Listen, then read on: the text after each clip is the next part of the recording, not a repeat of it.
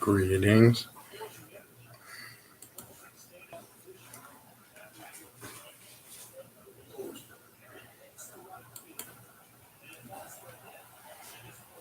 All right.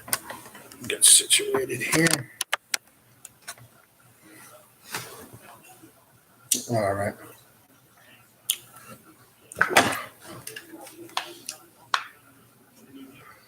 Just wait for a few people to arrive. A little technical difficulties with this computer. Little minor issues. We're just gonna wait. Get some people in the room. Peace, brother Jack. What's going on? Yo, hit me up after this is over. Hit me up. I meant to call you on my way home earlier, but got tied up. Peace, Black Tower, brother Dan. It's the Sonya, the moderator.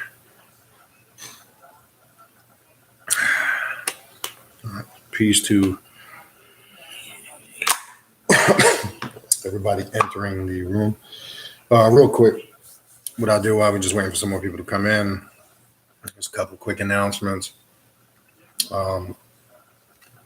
Today is the 18th, so this month flew by. It seemed like last month was just here, and we just did a working. But so we're 10 days away for the upcoming ritual at the end of this month, which is Friday evening, September 28th at 8 p.m. Cutoff for that will be next Wednesday to request an invite. So you have up until next Wednesday. Like I said, we pretty good, and we have for a while now, at least put these out about a month in advance. To give people time to those that are traveling. We have a couple of people that are traveling from out of state. If you still can request an invite if you so choose. You have until next Wednesday. That's the cutoff date. And that will be the final day. If you want to request an invite for that, the email in the description box of the video, KHNUM19@gmail.com. That's what you want to email. And basically, we'll reach out to you, contact you, just do a brief conversation about the ritual, etc., just to make sure it's something you want to do or clear on what you're participating in. It's not a spectator event. You must participate. It's not, come and let me see what's going on. That's not how it works. We just want to make sure we're clear. And not only that, it just prevents unwanted people from showing up and keeps it organized. That's it. So that also, I'm going to change. I mentioned doing the monthly Black Mass of Set on the first Friday of the month, but I'm going to change that because I didn't realize that would piggyback back to back with our monthly ritual. So we're going to do that the second Friday of the month. I'm going to change that. I had given it some thought earlier. So it'll be the second Friday of the month with a class right afterwards. Anybody can attend that. Just need to contact us. You can't just show up. We're trying to make sure we keep things organized and keep the energy right. That's very important. And then this Saturday coming up, actually, this Saturday evening, we have a drumming out on the beach, and that's open to all. You can just show up to that. If you are a drummer or you play some type of instrument related, feel free to bring that out. I will be sending that flyer out again for the events throughout this week to remind people. There's no need to respond. If you get a group text or a group email, some people I know respond. I'm not sure if I can come. There's no need to respond. I'm just sending it out to put it out. If it's not by invite, you don't have to respond if you're coming or not. The drumming ritual, again, you can bring children to that. Anybody can attend that. Bring your own beach chair, obviously, if you want to sit down, and just bring water. We do it in the evening, so it's not in the daytime. It's not hot. We kind of do it right when evening kicks in. Start around 7:30. And then we hang out for a little bit afterwards. Kind of more just like a kickback, fun event. So feel free to come out. If you're in the area, if you're traveling, feel free. So the second Friday of the month, we'll do the Black Mass in the class. That'll start at 7:30. And again, you just need to contact us to let you know you're coming. All right. So that covers that. What I want to go over this evening, important, a critical topic, because I've been talking a lot lately about not necessarily defining yourself by titles, not necessarily defining yourself or categorizing yourself by definitions. I know we have to use these things as human beings to identify on a certain level. Maybe not so much, I would hope, for us or individuals that are practitioners on this path, but more so if we have to relate and identify or give a description to something or somebody of what or how you would define yourself on this path. Well, Luciferian would probably be the best words or descriptions or attributes to describe somebody on this path. All right. But I want to make this clear. Let's first briefly talk about what Luciferianism is not. All right. I want to make this clear. All right. And again, peace and greetings to everybody in the room. If I didn't greet you, let's first establish what it's not. Let's briefly, we ain't gonna stay on it too long because I got some material I want to cover. Now, I'm also gonna do on this topic probably 3 to 4 parts, and I'm gonna explain to you why. Tonight, we're gonna get to the core meat of Luciferianism. Then I want to cover the 11 points of Luciferianism, Luciferian witchcraft. So it's gonna be different aspects. So depending on the time frame and how much material I get to, it's definitely going to be a couple parts because I think it's a very important subject. But I want to remove all the bullshit and the nonsense and the spookism first. I'm also, at the end of this video, I'm going to give a website for people. It's a Luciferian order online. You do not have to join it. It's a self-initiation process. The order is, the information structure is online. There's no sign up. There's no cost. So after we go through this series, if you are interested in actually practicing Luciferian practices and you want to self-initiate yourself, and you do this in the comfort of your own privacy, feel free. The website I'm going to give you with the actual initiation ritual, you can feel free to adjust that to your own personal needs. We'll get into that a little bit later. I'm going to give that to you before we are finished. Let's establish what Luciferianism is not.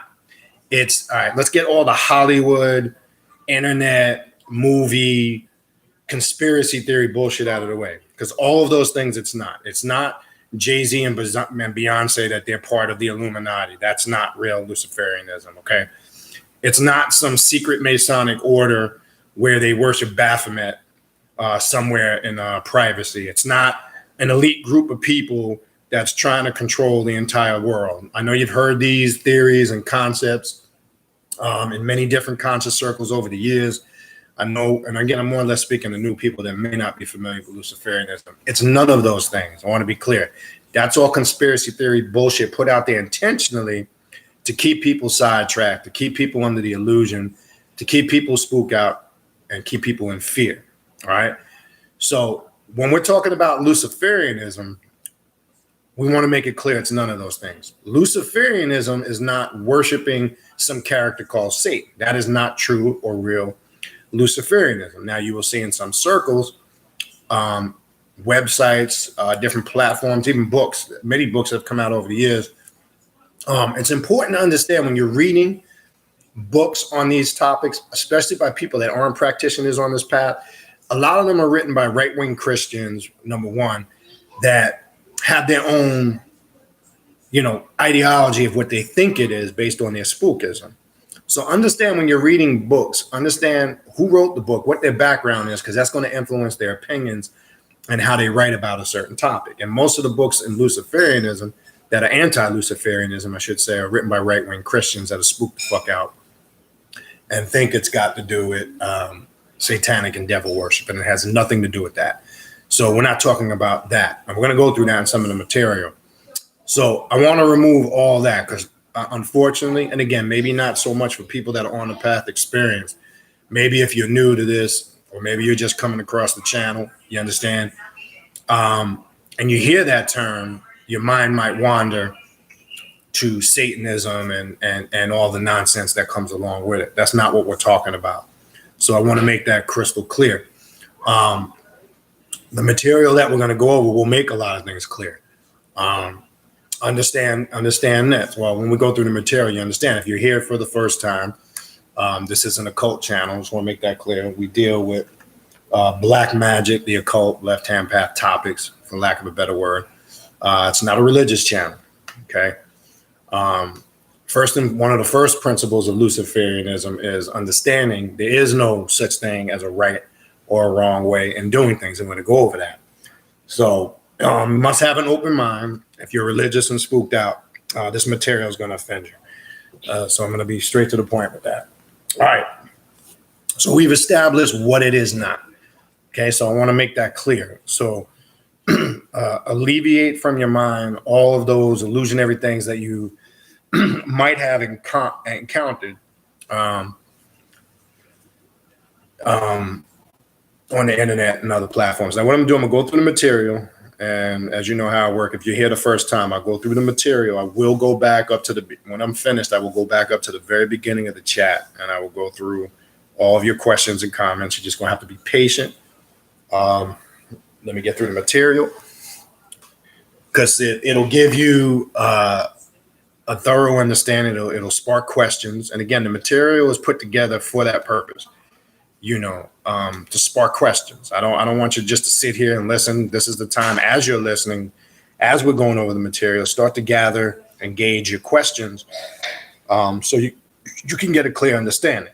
Now, as we call ourselves practitioners on this path, and I'm talking to those that are on the path, if we needed something to tell somebody, to describe what it is we do and what we're about, this would be clearly, hands down, what I would use to describe to somebody if they really needed to know. Do you understand? I want to make that clear because of what talking about real Luciferianism represents. All right. I'm going to go through two books. Esophagus, Luciferian Philosophy by Michael W. Ford.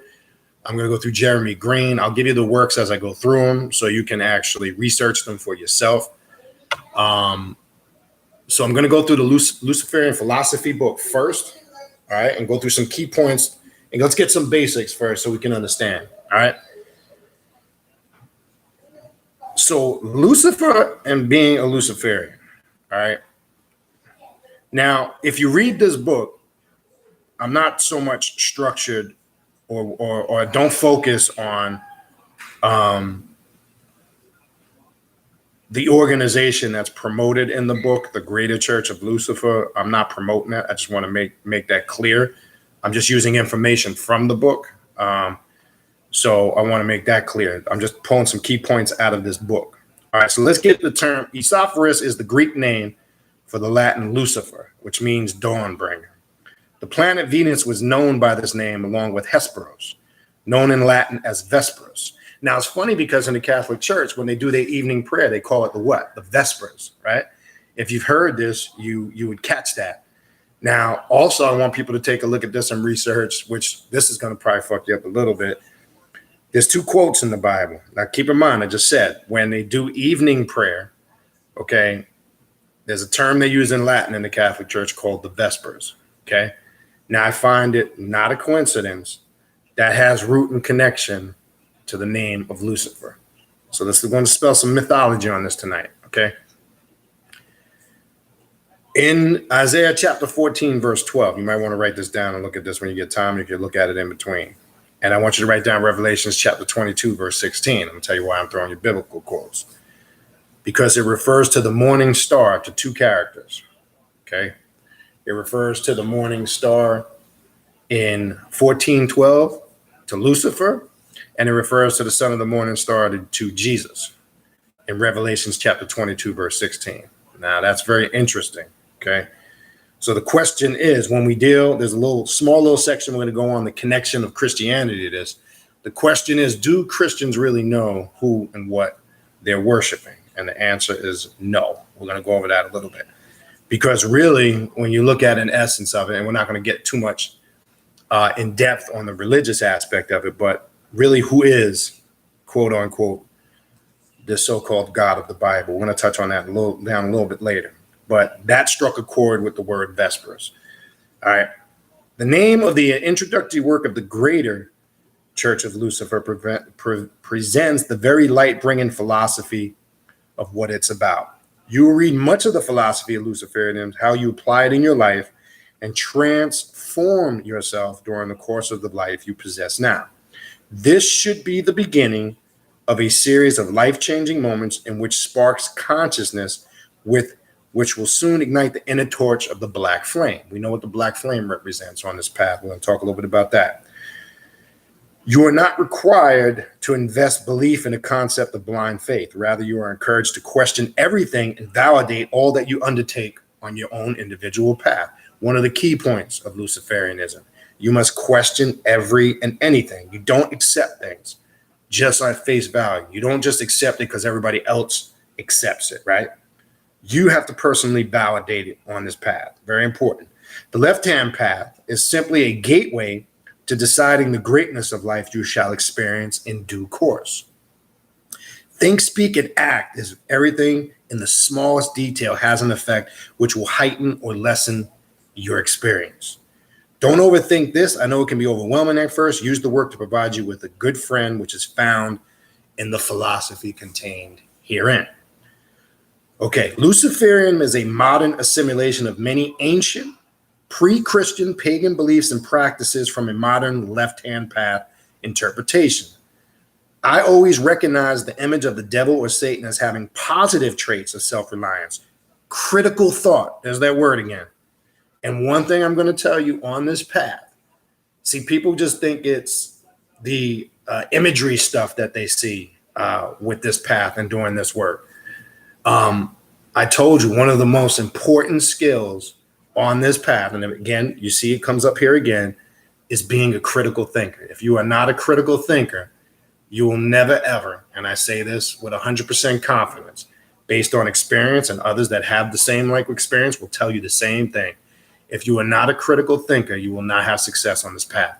If you're still aesthetic and you're still looking at things unconsciously, whether you're aware of it or not, from a religious perspective, you will struggle. And that's normal for people in the beginning, people finding their way. It can become a cancer and a problem for people that have been on the path for a bit, and they're not able to recognize it and identify it. So you must be a critical thinker. It's not an option. Self-liberation from restrictive belief, individuality, and an understanding of strategy. That's the work. When you hear me say things like you must do the work, do the work. Stop talking about it. Do the work. It's based on the work you put in is going to determine the level of results you get. Are you doing the work? Okay. So if you're not doing any of those things, you're basically just reading books and you sound good. That's it. All right.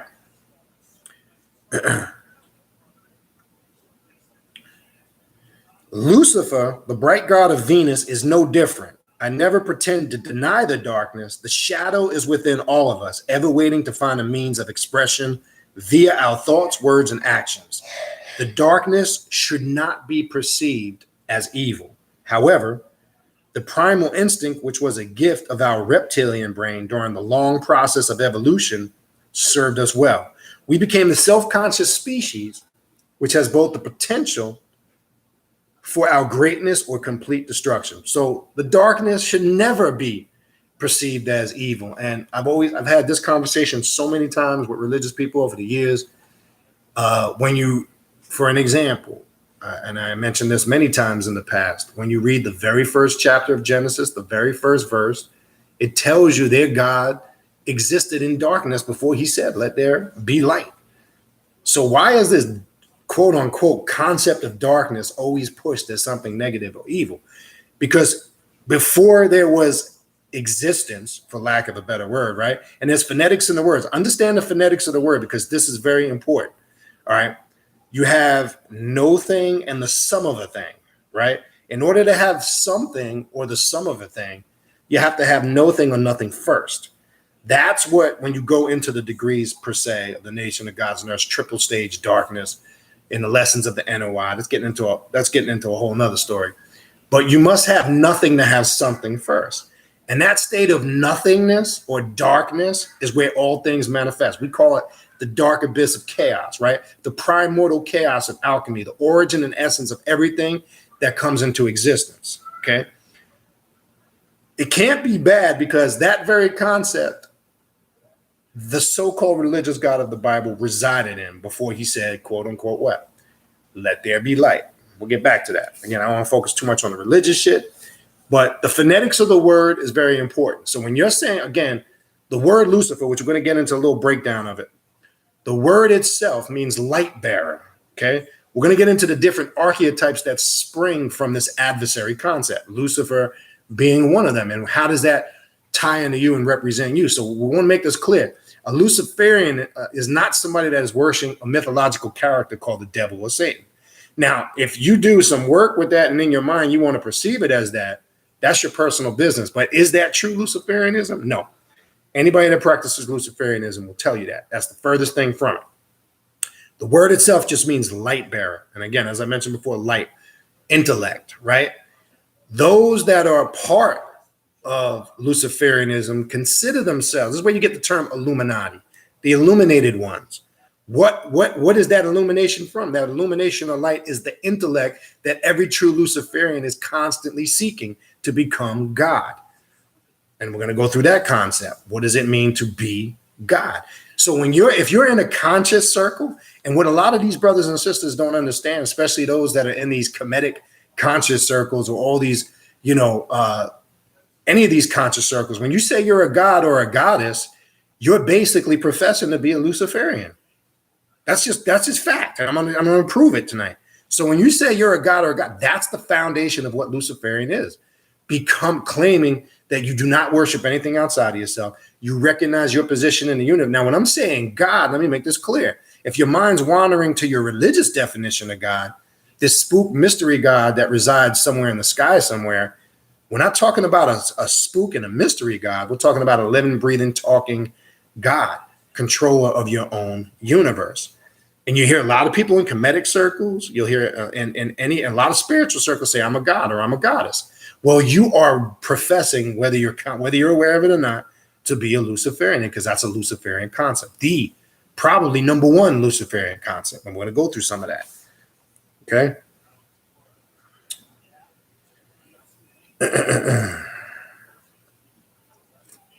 Okay, so we finished off there.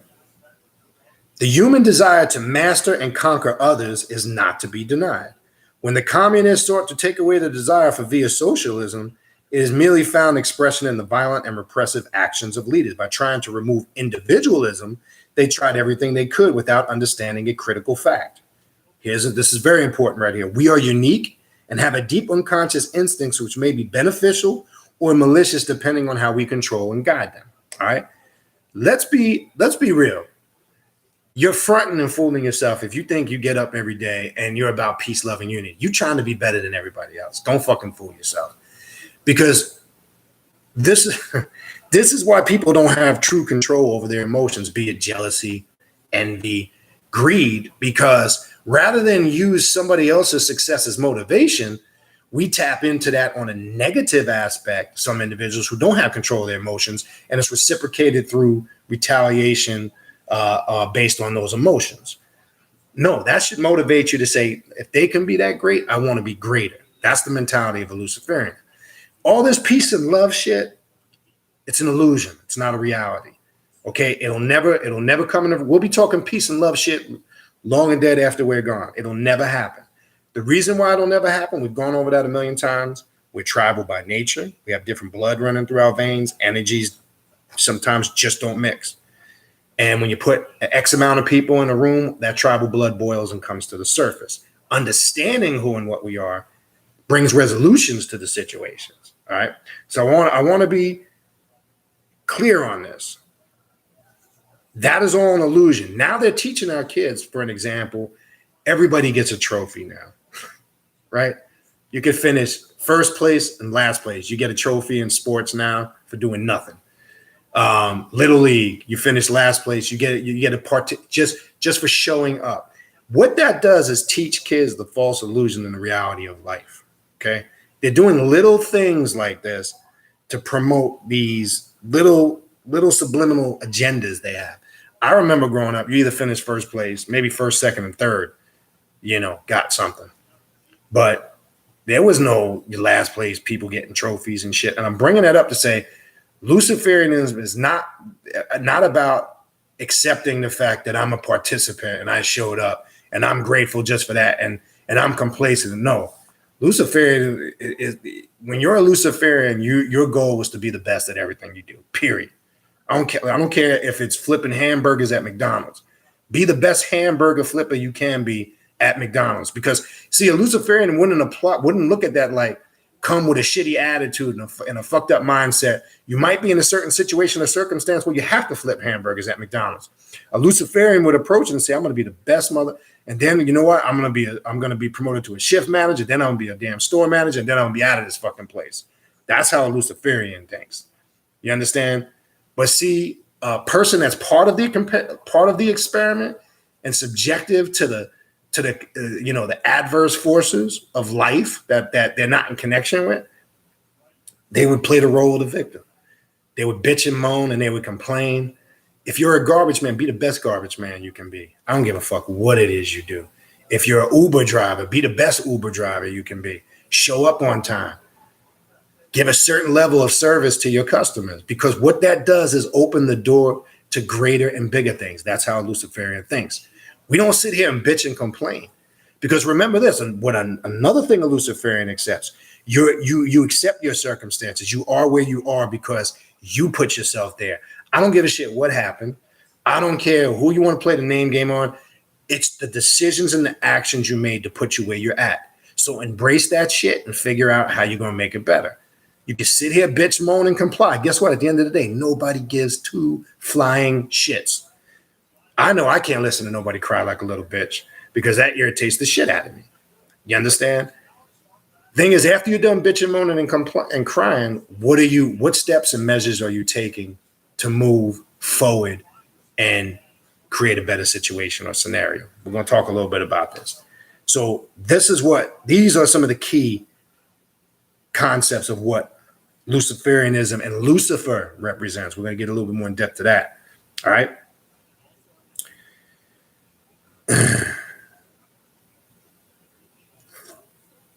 As a philosophy, Luciferianism will slowly change the way your brain functions and change perhaps the physical structure of it. Luciferians may consciously evolve and become by our thoughts, words, and actions in this life. We honor our carnal natures with indulgence by self-control. All right, here's another issue with a lot of these fluffy philosophies. Don't be in the world. Don't indulge. No, we do indulge with self-control. The only way you can experience things and come to the realization of them, whether they're for you or not, is by indulging. Okay, but with self-control. I don't care if it's physical things. I don't care if it's food. Right? Like I say, some people have created like dietary shit is really simple, but people make it complicated and have turned the shit into a religion. Like veganism, and it's not knocking anybody that's vegan. I'm not knocking anybody that's vegan. I'm just saying that shit has become a religion in certain spiritual circles. And it's not. It's a dietary choice. But some people go to the extreme. If you use basic common sense in areas like that, exercise, sleep, and again, I'm not going to get too much into that. I did a whole video on that. It's basic common sense, but that's going to the extreme. All right. So we indulge with self-control. I want to make that clear. All right. The spiritual path is also open to us equally. The image of the adversary, the motivator of the universe, is far more ideal for human possibility than, say, Jesus or Buddha. Because the Jesus or Buddha, when it's just giving you the concepts of passiveness, turn the other cheek. Now, that's their interpretation of it. Because in essence, really, Jesus was a Luciferian. And I'm going to prove it to you real simple. Jesus was anti the establishment. This old passive ass, wussy ass Jesus that these religions teach about. That's not the real Jesus when you go into the real essence of the scriptures. Even in their book, when you read it, I don't know where they're getting this shit from. Well, I do, because it's the books of Paul that turned Jesus into a little sissy boy. It's the letters of Paul, I should say the epistles, which is the Greek letters of Paul. But remember, Jesus was a warrior. He was a Luciferian. He came to destroy everything the establishment stood for. What did he say? Yeah, isn't that written in your law that ye are gods, right? He was he was anti everything that the Pharisees and the Sadducees were teaching. And they say, blasphemy, you say you're God. He said, isn't that written in your law? It says that ye are gods, all of you are children of the Most High. Where did he get that from? Psalms chapter 82, verse 6, when King David was saying that to his congregation, right? And is it not in the Christian's Bible, second chapter of Genesis, 7th verse, that God breathed into man, God breathed into man into his nostrils the breath of life, and man became a living soul. What he was saying, in essence, the essence of this God resides within you. And he was saying, that's what he meant when he said, when you see me, you see God. That's what a Luciferian said. When you see me, you see God, right? I don't understand why Christians don't elaborate on that more. They spook it out with this Trinity thing. Well, I got bad news for you on the Trinity. Do your research. The Trinity is only mentioned one place in the modern day King James Version of the Bible. The first letter of John, chapter 5, verse 7. And guess what? It was inserted in there by the Nicene Council. It's not even in the original text. So this Trinity bullshit, all this watered down doctrine after the fact, that doesn't even exist. Okay. So Jesus was a Luciferian, because he said, when you see me, you see God. And they say, well, you're saying you are God? Blasphemy. They didn't understand where he was coming from. Well, as Luciferians, we're saying the same thing. We're coming from that same concept. All right. We'll get into that a little bit more. Luciferians don't want to escape the world. Here, listen to this. This is very important. Luciferians don't want to escape the world. We wish to possess it and all that we can influence.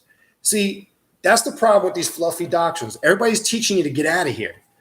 Get out of here. I don't care if it's a spaceship cult. I don't care if, any group or organization or religion that's teaching you that something's coming for you to take you somewhere, leave it as quick as you can, because it's a slave master mentality. A Luciferian isn't waiting around for shit to come for them. I ain't waiting around for nothing to come for me. You wait around for that shit. And while you waiting around, we'll do what it says here. We're trying to possess, control, and influence everything around us. See, that's the trick. The powers that be that are telling you, oh, don't be in the world, don't be of the world, or be in all that bullshit. They're the same ones that are guilty of doing the complete opposite. They're the ones that are in power, controlling the natural resources, controlling the finances, controlling the money, and they're telling you the opposite.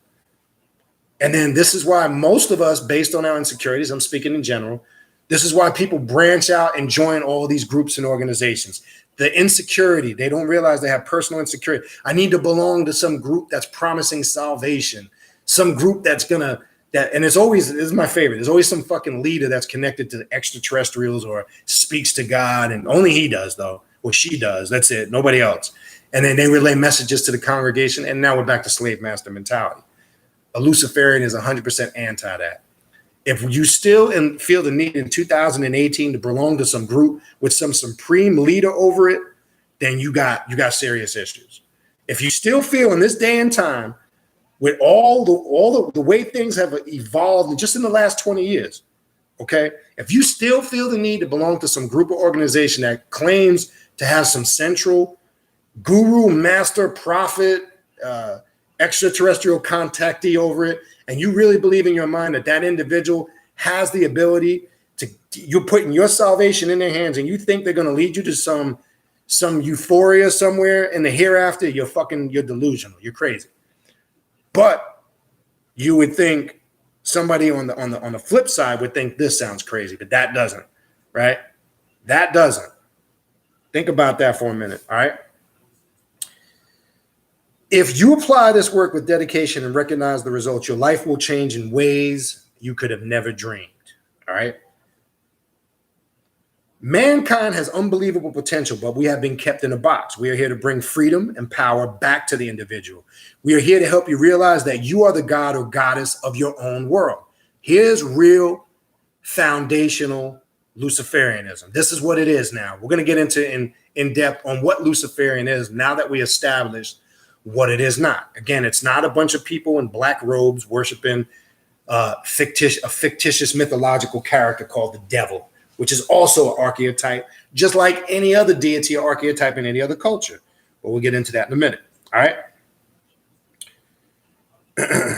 That nothing outside of self dictates your moves or your desires. There's nothing outside of you controlling shit. When you convince yourself of that and create the illusion, like religion, let me tell you something. You talk about working magic. The motherfuckers that sat down and created religion, that was one of the deepest magical spells they ever created. Because the fact that we're still talking about it in 2018, the fact that people are still confused about it and arguing and fussing and debating over it, the fact that still in this day and time, even in conscious circles, you got idiots arguing over who was first, the ancient Egyptians, the black Hebrew Israelite. Who gives a fuck? It's irrelevant in 2018. You understand? It ain't doing shit for me. I don't care to sit in a dialogue and argue over Bible and Egyptian dynasties when at the end of the day, it ain't putting no motherfucking money in my pocket. It ain't putting no food on the goddamn table. It ain't transforming my life in any other way. It's basically history and bullshit I could just find out on my own. But the very fact to show you that people still engage in this dialogue shows you the motherfuckers that casted this spell of religion were really practicing wizardry and sorcery to the very day. And it's one of the biggest sicknesses and illnesses that plagues the planet, especially amongst blacks and Latinos and people of color. Because as I said before, they got everybody else's shit but their own. They want to be everything but what they are. They want to be Jehovah's Witnesses, Pentecostals, Baptists, Catholic, Protestant, Lutheran, non-denominational, whatever the fuck it is. They want to be all these things. Then you got brothers, that spend their whole life imitating an Arab culture that has nothing to do with them, right? They go to prison and they come out and now all of a sudden they're Muslims. They want to be Sunni Muslims, black Muslims. Fucking confusion. That's the power match. A Luciferian is none of those things. A Luciferian look at that shit as beneath them. Luciferians look at that type of nonsense as never being able to raise yourself to the potential of your divinity. Those are slave master mental doctrines that keep you enslaved mentally. And if you're enslaved mentally, your emotions can be controlled. And most of those doctrines are what? Pumped by way of fear. You understand? Fear is what controls the emotions. And individuals that are responsible for starting these dogmas are fully aware of that. All right. Luciferianism is a non-dogmatic religion and a deeper philosophy of self and the world we live in. All right, so you see, we're taking the spookism out of it, people. Unlike in dogmatic religions, none of the leadership will tell you how to live your life. They'll tell you what you should and should not do. They ain't going to tell you how to live your life the correct way.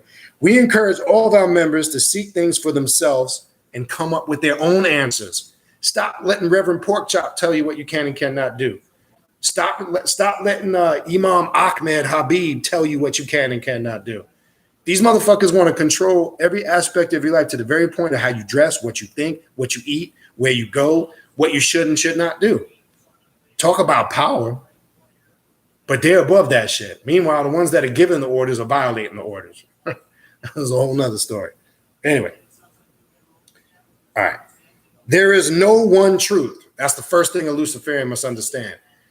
Don't think that your way is the only way. That's where people get fucked up and have a hard life and get caught up in illusions.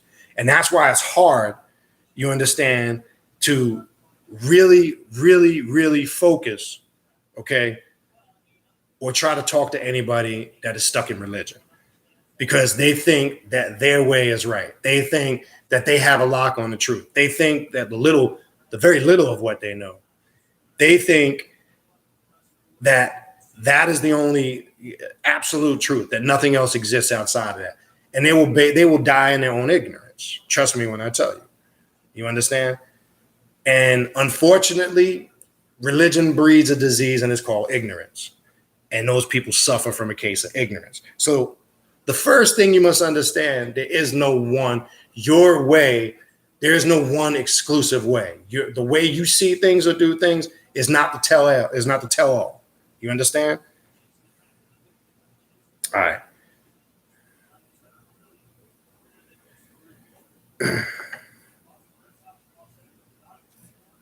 All right, so there is no one truth, can never be one truth, and will never tell you that there is one. There is no good or evil, right or wrong, or any one specific path that is ideal for everyone. We are not dualists, we are realists. Okay?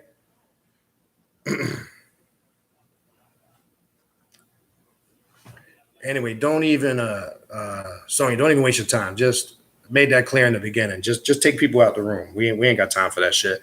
Tell Eugene Gale to go find some sanctified save channel. We don't got time for that. Just block them out the room. That's all. Don't let that distract from what we're doing. We made that clear. This is not a religious channel. And I said when I began, some people's feelings are gonna get hurt. And that's just the way it is. Too bad. All right. But let's not distract from what we're getting in, what we're dealing with here. Okay. So any one specific path is not ideal for everyone. We are not dualists. We are realists. What works in one situation is completely different in another situation. We all have different viewpoints, none more valid than any other. Okay. So the important aspect to understand here, we talk about perception a lot, right? So how you perceive things, you understand, is very important. Because the way everybody perceives things actually is what? Going to be different. So the way you see something, we all could be looking at the same thing. 8, 9 people. We might have 8, 9 different perspectives on the same thing. A Luciferian recognizes that in dealing with people and dealing with the universe.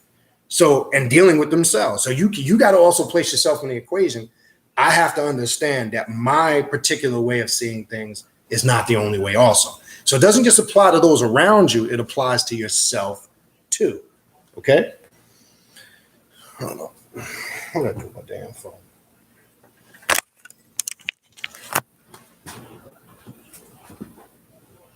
I must have set it down somewhere. Anyway, hold on one second.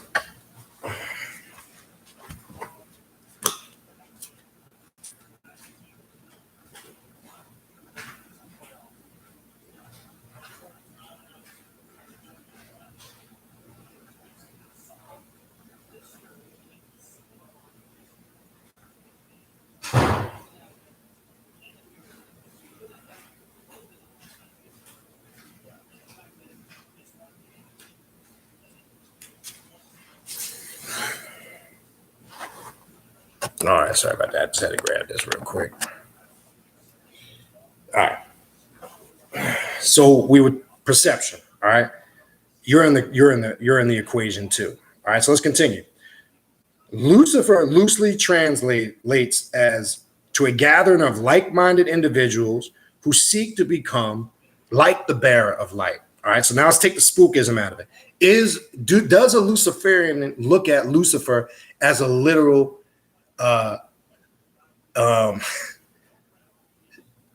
devil character? Answer is absolutely not. And here's the breakdown. All right.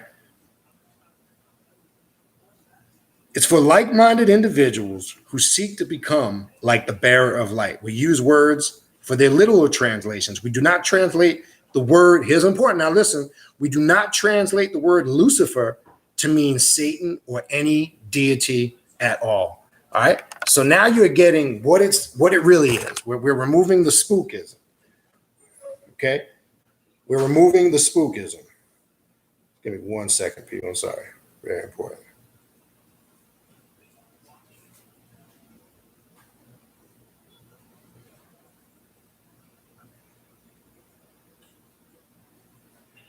Sorry.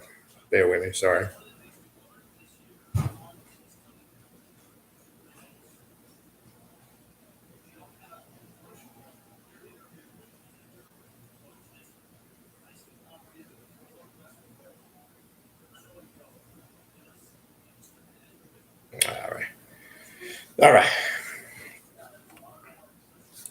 All right. So no, we don't look at it as a literal deity. There is your explanation. Because this comes up a lot. And I get a lot of emails. I want to do work with Lucifer. How should I approach it? And I still sense, not with everybody, I still sense that some people still look at Lucifer as this devil character. That's not how a Luciferian looks at it. Let's get more clarity on this. All right. So we do not translate the word Lucifer to mean Satan or any deity at all. The mythology and variance between the morning and evening star in different cultures can be confusing. That's why I gave you those two quotes just a minute ago.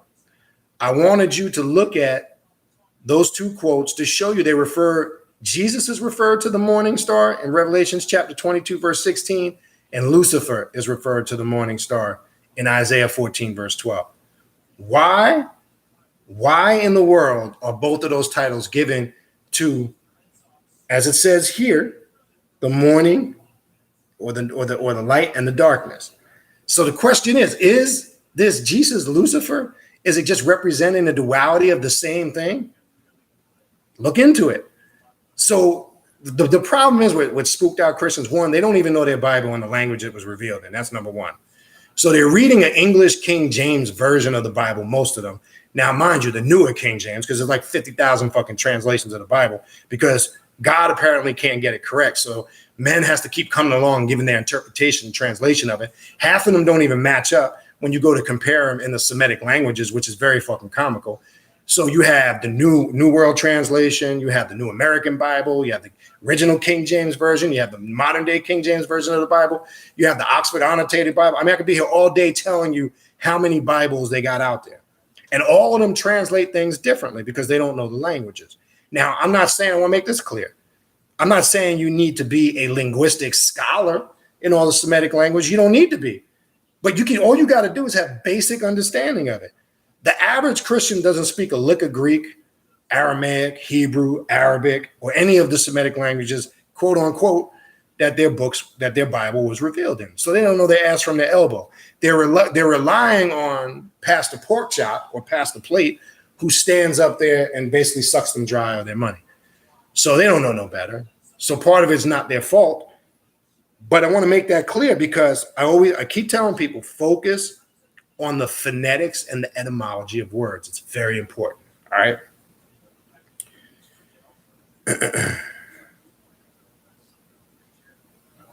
This work will present the basics and the meaning of Lucifer within our unique perspective.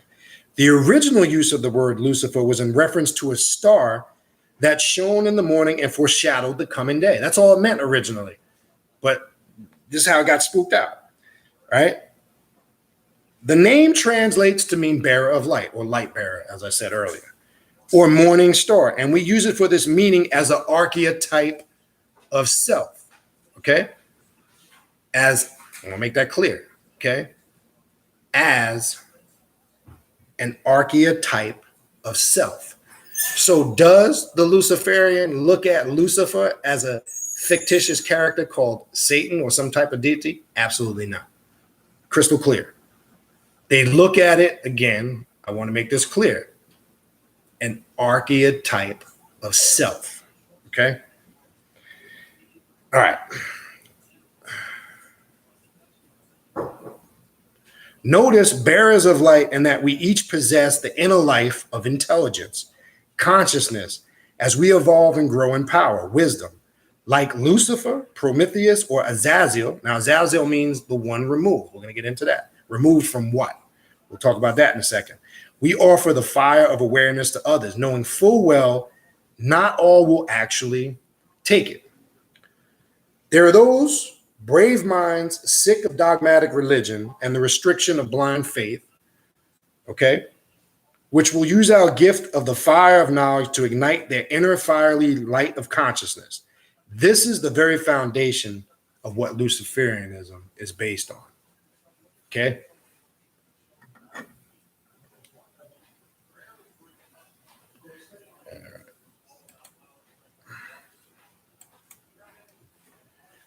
All right. We translate, let me skip down here. Okay, our focus are people who are undecided or unhappy in their religion and don't know where to turn. Okay? Those who are willing to stand strong and be courageous in the adventure of their own self-evolution in this life. Okay?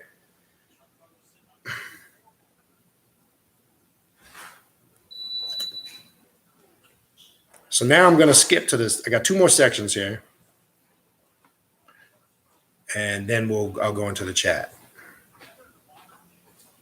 Okay. Luciferian traits. That's the next section I want to go through. Some of the key elements that are connected to what this system of spirituality represents. Remember, as an archetype of what?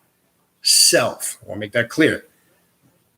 Luciferians are an independent-minded people who see things in a way that often goes against the grain of majority. Unorthodox, nonconformist, there's that term. Free spirit, you question everything.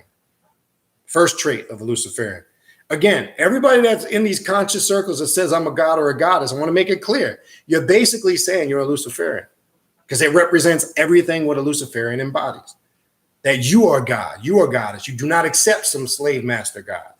Okay, I want to make this clear.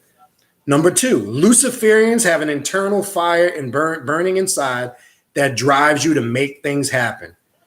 You like to be challenged, are not satisfied unless you see the challenge through to victory. If it is your will, it will be achieved. That's what I said earlier in the beginning. We're not trying to finish second place or third place or fourth place, right? You should, if you're on this path, have an internal fire and burning inside that drives you to make things happen. We don't sit around and wait for shit to happen. We don't sit around and hope things get done. We don't sit around and hope magically some money's just going to pop in our lap. We go out there and bust our ass and we work. And we do what we got to do because we know getting on our knees and praying to some spook god, and I love it when people say, the Lord has blessed me. I hit the lotto. The Lord bless me. You did the shit yourself. If you want to give credence to some spook spirit that doesn't exist, fine. But you're giving it the life and the power and essence. That's a reality. All right. Next, while Luciferians are independent thinkers and certainly have opinions, you recognize and understand, this is tough. Not tough, but this is where people who can't keep the ego in check struggle. Watch this. You recognize and understand that your opinions, beliefs, and principles are not absolute. So again, if you think that your way is the only way, if you think you got a lock on the truth, if you think that you know everything, you're a complete bumbling fucking idiot and you're a fool. Okay. And a real Luciferian would look at you in that regards. Okay. We respect everybody's perspective. And I use the word perspective on how we perceive things. You don't necessarily have to agree with it. Just like you don't have to agree with everything I'm saying right now. You're not supposed to. You're supposed to have your own thoughts, your own opinions. But we understand we can agree to disagree. A Luciferian understand there are multiple perspectives. That's why we say, I always ask people the question, what is real truth? And I always get people's interpretation on that based on their own individual belief systems, ideologies, etc. I'm not asking it based on that because they don't factor in the concept of perception and how we perceive things. So if you think that your way is the only way and you're so egotistical that you think you're high and mighty and you're better than everybody else, you're nothing but a complete bumbling fool. Okay.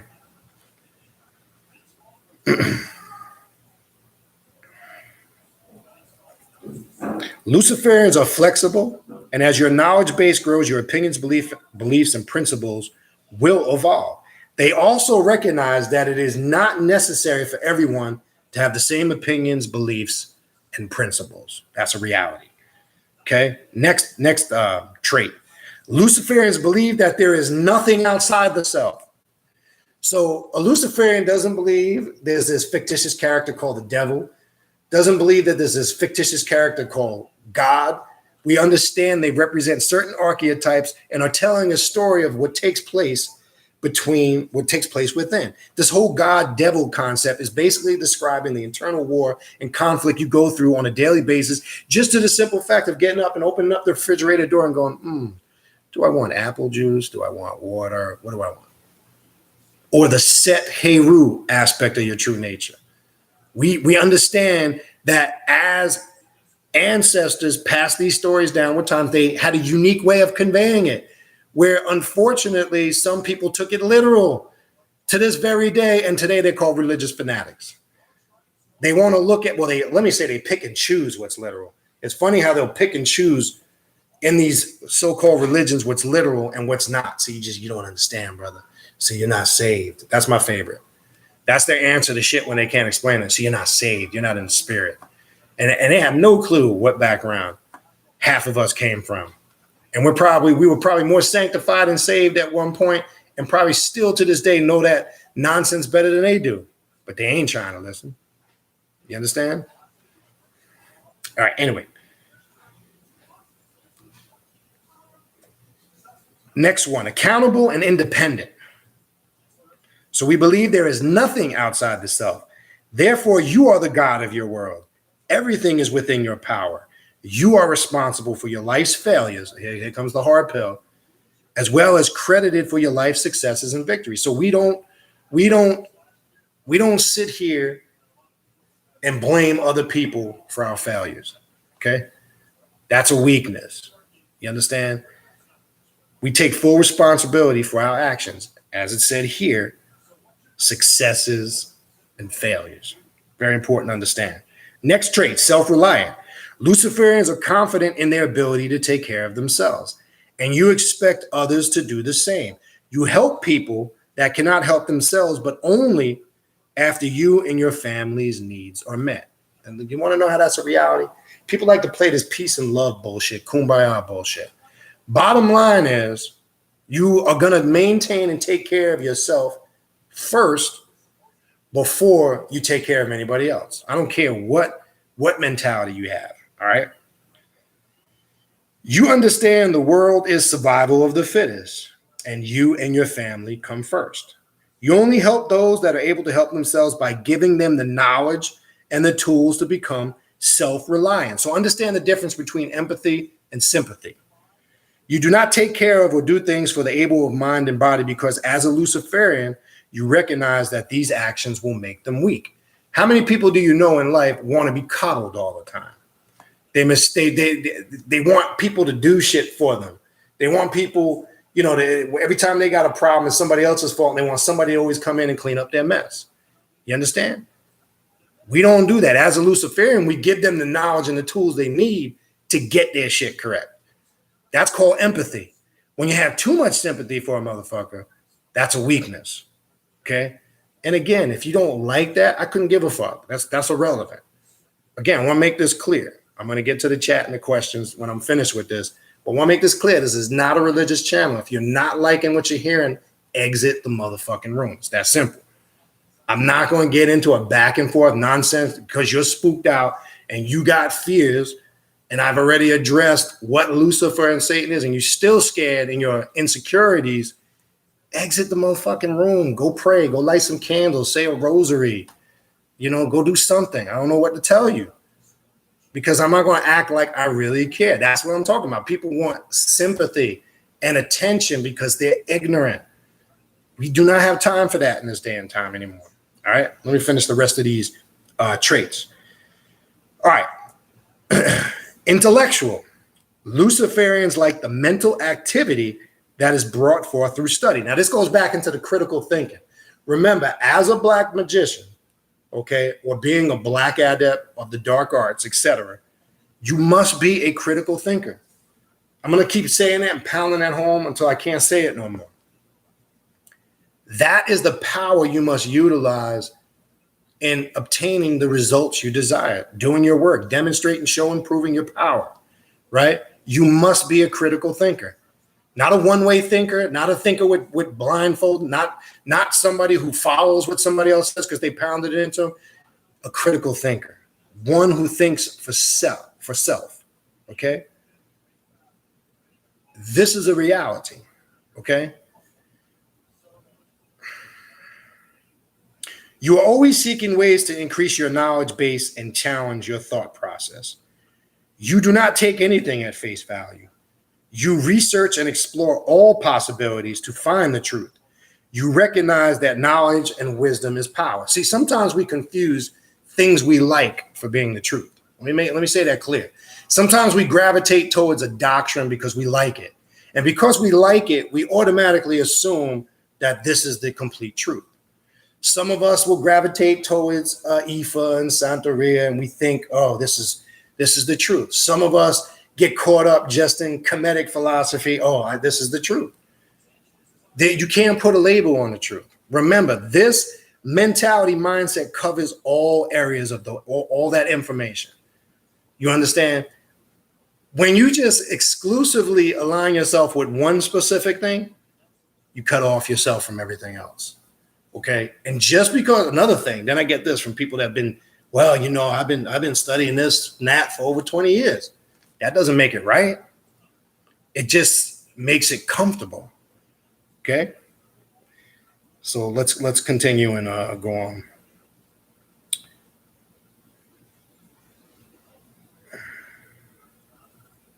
Okay, you are always seeking ways to increase your knowledge base and challenge your thought process. You do not take anything at face value. You research and explore all possibilities to find the truth. You recognize knowledge and wisdom as power. Wanted to put that out there again. Tolerant. Luciferians do not hate or judge others for being or thinking differently. You find the common ground that allows you to respect others. We do not attack other religions, principles, or beliefs unless provoked or provocation. Okay? I want to make that crystal clear. Doesn't mean that you're going to be soft. It doesn't mean there's a time for whatever force or course of action is necessary. So I want to make that clear. We don't turn the other cheek. Make that shit clear. Okay? Strength and strategy. There's 9 points. We're at number 8. 9 traits. This is the 8th one. Luciferians are confident and show courage, even when others do not. You do not use this strength to persecute others, but you do not turn the other cheek. That's why I was just saying that. Okay? You stand your ground and meet force in equal measure and beyond when necessary, but only after you have planned and strategized. Meaning, if you tried everything logical, hey, whatever happens after that, it is what it is. Basically, is what it's saying. So let me translate this into modern day terms. You're not a punk or a bitch. Okay, you will, if you got to go for yours, you will go for yours if need be. If you've tried everything else prior to that, if you've tried to every method reasonable, and it is what it is. Okay.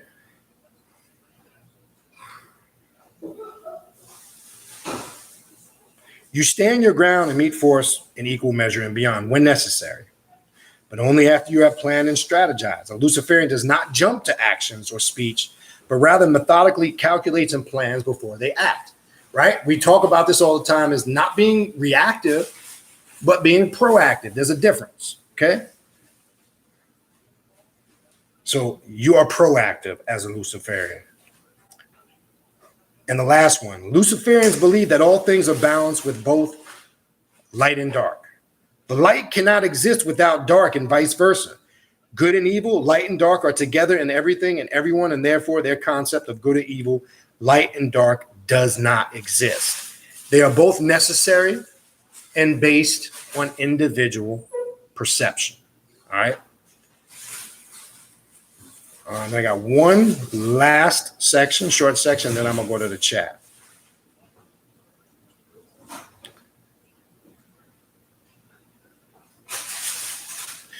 Here's the important part. Last section I want to finish with. On the question of Christianity or religion. Because I get emails on this shit all the time. So I figured I would go through this short section here. It is important to recognize that Luciferians do not hate Christianity because we are worshiping the opposite principle. Rather, we are above the duality of the cult of Jesus and Yahweh. Luciferians do not recognize the existence or cosmological structure of Yahweh in some literal sense, nor do we accept the reality of a conscious Satan. That Satan character, religious character shit, is just as fictitious, inspiring us to result. Luciferians view Lucifer as the symbol for our potential and a strong archetype of spiritual self-liberation, knowledge, and power. So what does let me say this again, we'll make this clear. What does the archetype of Lucifer within self represent? Well, let me read it again in case you missed it. The symbol for our potential and a strong archetype of spiritual self-liberation, knowledge, and power. And that's why I said, if you been saying the term all along, I'm a god or a goddess. Guess what? You're a Luciferian. You just didn't know it. Christianity separated itself from everything which is logical and powerful in this world and named it unholy and sinful. This denial of basic human instinct places the Christian on the path of servitude, slavery, and deep loneliness in which only the cult of Jesus may falsely fill with illusion and self-loathing. Luciferianism is the torch of light out of that type of ignorance. Considering that our culture is indoctrinated with this sickness of spirit, it is not an easy process. And that's why I said earlier, here we are in 2018 still having these same nonsensical debates. And note it's based on people's personal opinions and human emotions. And what did it say earlier? The first thing to understanding this is coming to the common ground that understand your outlook on things is not the only way to say things. And if you don't like that, who gives a shit? Because I know I don't care. Because I can still dialogue with people and I may not agree with everything they say, just like you don't have to agree with everything that I'm saying. And you're not supposed to. But bottom line is, that's part of that common ground and coming to that understanding. Okay? Luciferians must learn to trust their instincts. Look to nature and the balance within it. Stand strong for your values and learn from the mistakes which shall be made. Beyond this, the Luciferian must lead by example, meaning be about it. See, the thing I keep telling people, when you're on this path, you can fake the funk on all the other paths. You can hide in religion and, say all the right things. Praise God. Hallelujah. Amen. You can be comedic and say, the Hoteppers. That's the only fucking word they know anyway. Hotep, Alafia, Ashe. You can put on the clothing and the garb, and you're fooling everybody because you're playing the part. Not on this path. If you're in an inner circle of people that really practice this path, you must show, improve, and demonstrate your power as an adept. You will be required to do it. I don't care. I don't care what books you read, what you think you know. That shit means absolutely nothing to me. I want to make that clear. When the cameras are off and we in private and we in circles, those that know and associate and affiliate with me know how I work and operate. Okay? Cameras is off. We ain't doing this because we trying to put anybody on blast. Show and prove. What works are you producing? You should be, as it said here, a living example. I don't care what it is. As like I said earlier, whatever it is you advocate, you're supposed to be a living example of that, not just diarrhea of the fucking mouth. Okay?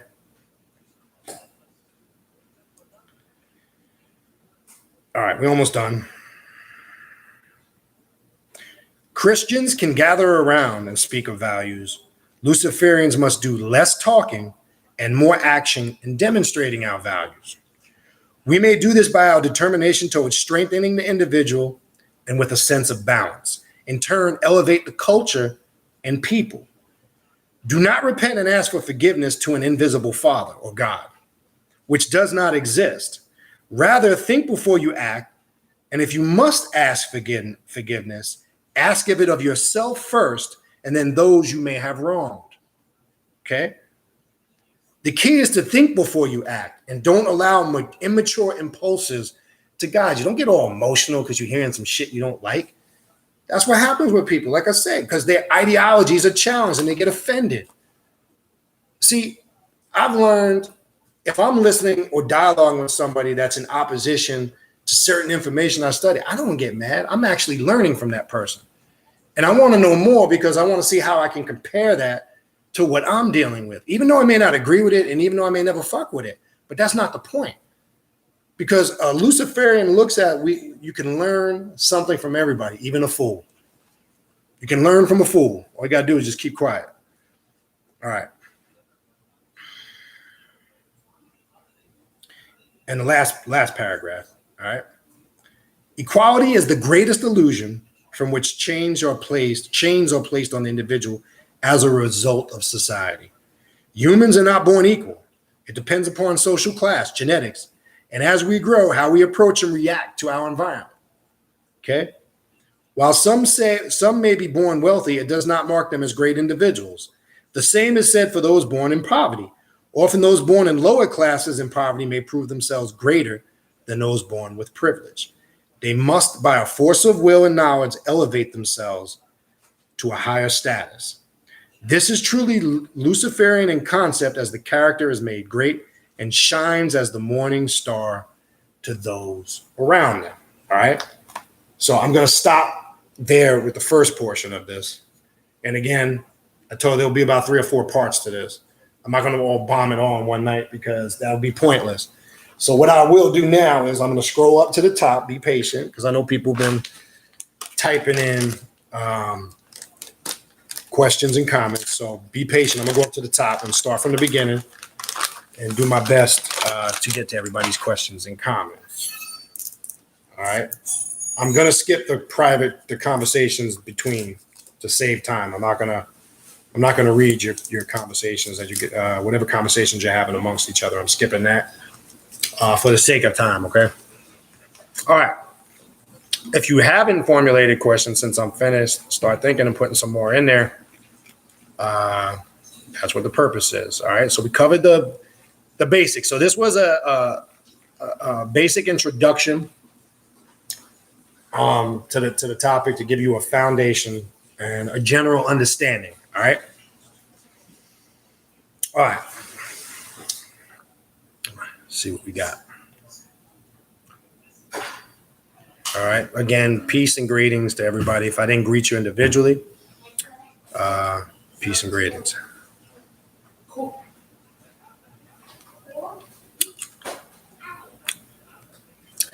All right. This was it's a good question. I might have answered it in some of the stuff that came in, but I'll go over it again. LaShonda, I'll make sure I'm saying your right now. LaShonda, am I saying that right? Or LaShonda? I want to make sure I'm saying it right. LaShonda Richmond, I think I'm saying it right. She had typed in, so why have people said that they have become free from Lucifer? Well, first we would have to establish who are the people that we're talking about. Are you saying a religious person? Because, and when they're saying they're free from quote unquote Lucifer, what is their perspective on who and what Lucifer is? I'm going to say, based on your comments, that sounds like to me that would be something a religious person would say who looks at Lucifer as some type of Satan devil character. If I'm wrong, maybe you have typed something in later down the end. So when we're asking a question like that, again, I would ask, who are these people that you're referring to that have said this? And the first thing I would ask those people is, when you say you have become free from Lucifer, in what context are you saying it? It sounds like to me it would be a religious context, but maybe I'm wrong, and I'll check to see. Maybe you typed something in further down, and then you followed it up with, "I'm not spooked. I'm just really learning." No doubt. Doesn't mean it has nothing to do with being spooked. I'm just saying, if you're out in the field and you come across somebody that would make that statement, that's how I'm saying that's how I would approach it. If somebody said that to me, I would ask them to be a little bit more clearer on what do they mean. Now, if they said something religious, like, "Oh, well, I've been saved and I'm now free," well, then they're coming from a religious mindset, and that's one thing. So I would establish that. All right, what else we got? All right. Okay. LaShonda Richmond. Also, that's what I'm starting to learn after growing up in the church for many years.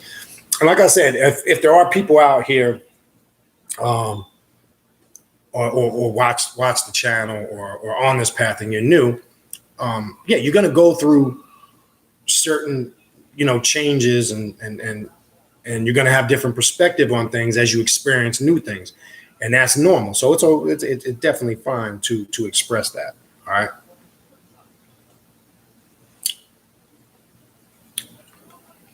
All right, I'm just skipping this dialogue.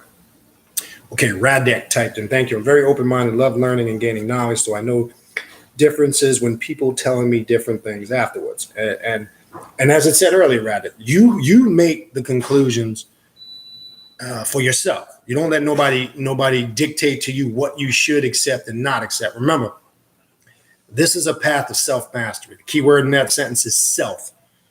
You determine what's right or wrong for you. There's going to be some things, again, you gravitate towards that you will embrace as your own personal truth. And there's going to be some things you don't. And that's fine. That's what makes you unique, right? And I talked about that earlier. If we all were the same, how fucking boring would this world be? If we all thought the same, did the same thing, how boring would this world be? All right.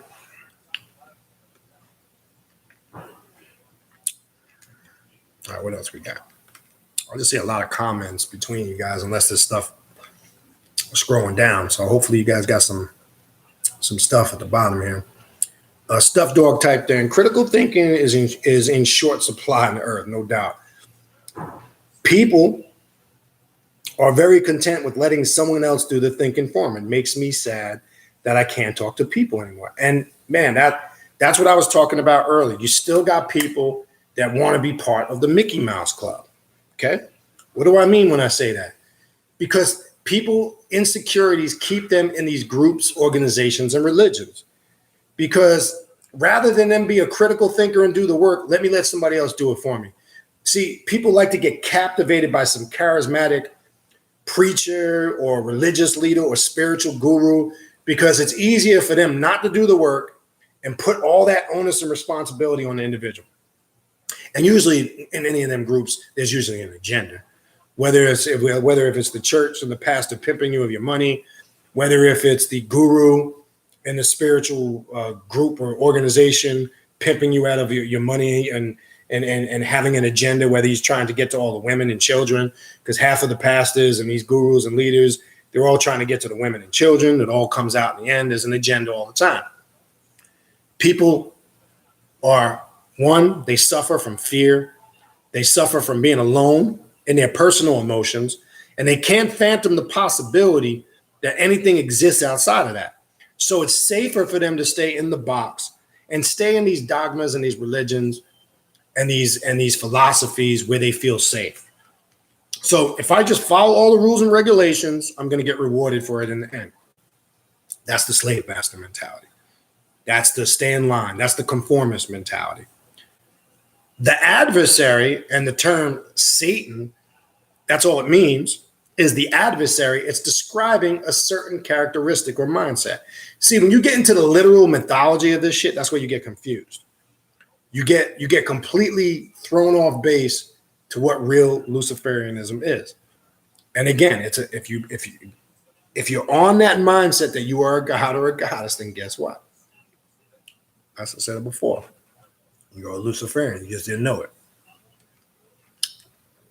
Jack Charles, Brother Jack, typed in 97% of the universe is in darkness. That's evil, brother. That's evil, man. On the way. As y'all know, Jack is a good brother of mine. That is true.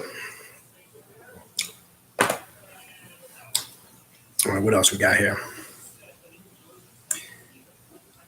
This is a good comment by Black Tie. I want to read this. Common sense is in the exact same short supply, in my opinion. It is, because you can't teach common sense. You either have it or you don't. Okay? I find in my travels, it's hard to find the individual that has the harmony between common sense, life smarts, whether you want to call that street smarts, spirituality, and have a good harmonious aspect of each. You find that the people that have all this book knowledge and all these titles and credentials, they ain't got no fucking common sense. And it is in very short supply. And common sense, too, you'll believe it or not, is a very important aspect of critical thinking. Because you always got to apply common sense for the most part to everything that you do. And some people can't do that because they're so structured with book knowledge or they're so structured with this or that. Sometimes they just can't rely on simple common sense. So it is, in short, I agree.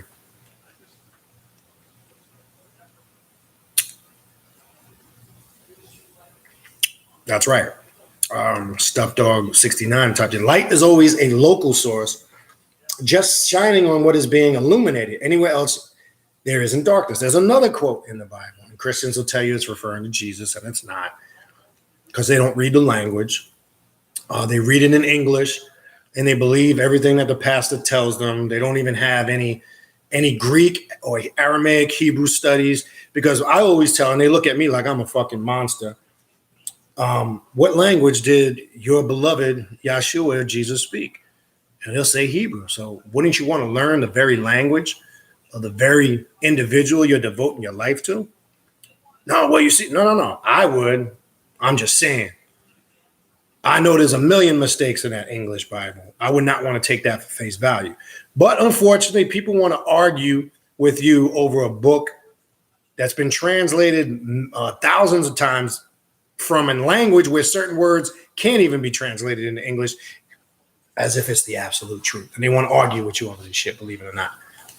Well, anyway, having said that, in the book of John, this light darkness concept, the light that shineth in the darkness, and the darkness comprehendeth it not. The religious person will tell you that's Jesus, because they don't, again, speak any of the Semitic languages. Anybody that has traveled the path of the occult know that light that shines in the darkness is that intellect. That ties into what? Lucifer, the bearer of light, or intellect, right? The Luciferian is constantly seeking intellect or knowledge. You can't have one without the other. And that's why in that last trait, the 9th trait, it mentioned you need both to exist. Yes, you can correlate that to Sekhem in ancient Egypt, the yin and the yang. All of that is explaining that concept to you and how it works, okay? You can't have one without the other, but we must know the difference between artificial light and illuminating light. It's two different things to an occultist, right?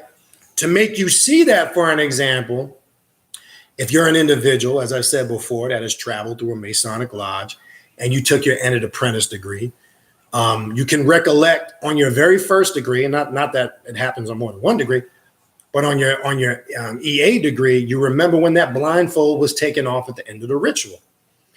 And the craft or the brothers said, "Let there be light." And you heard the clap.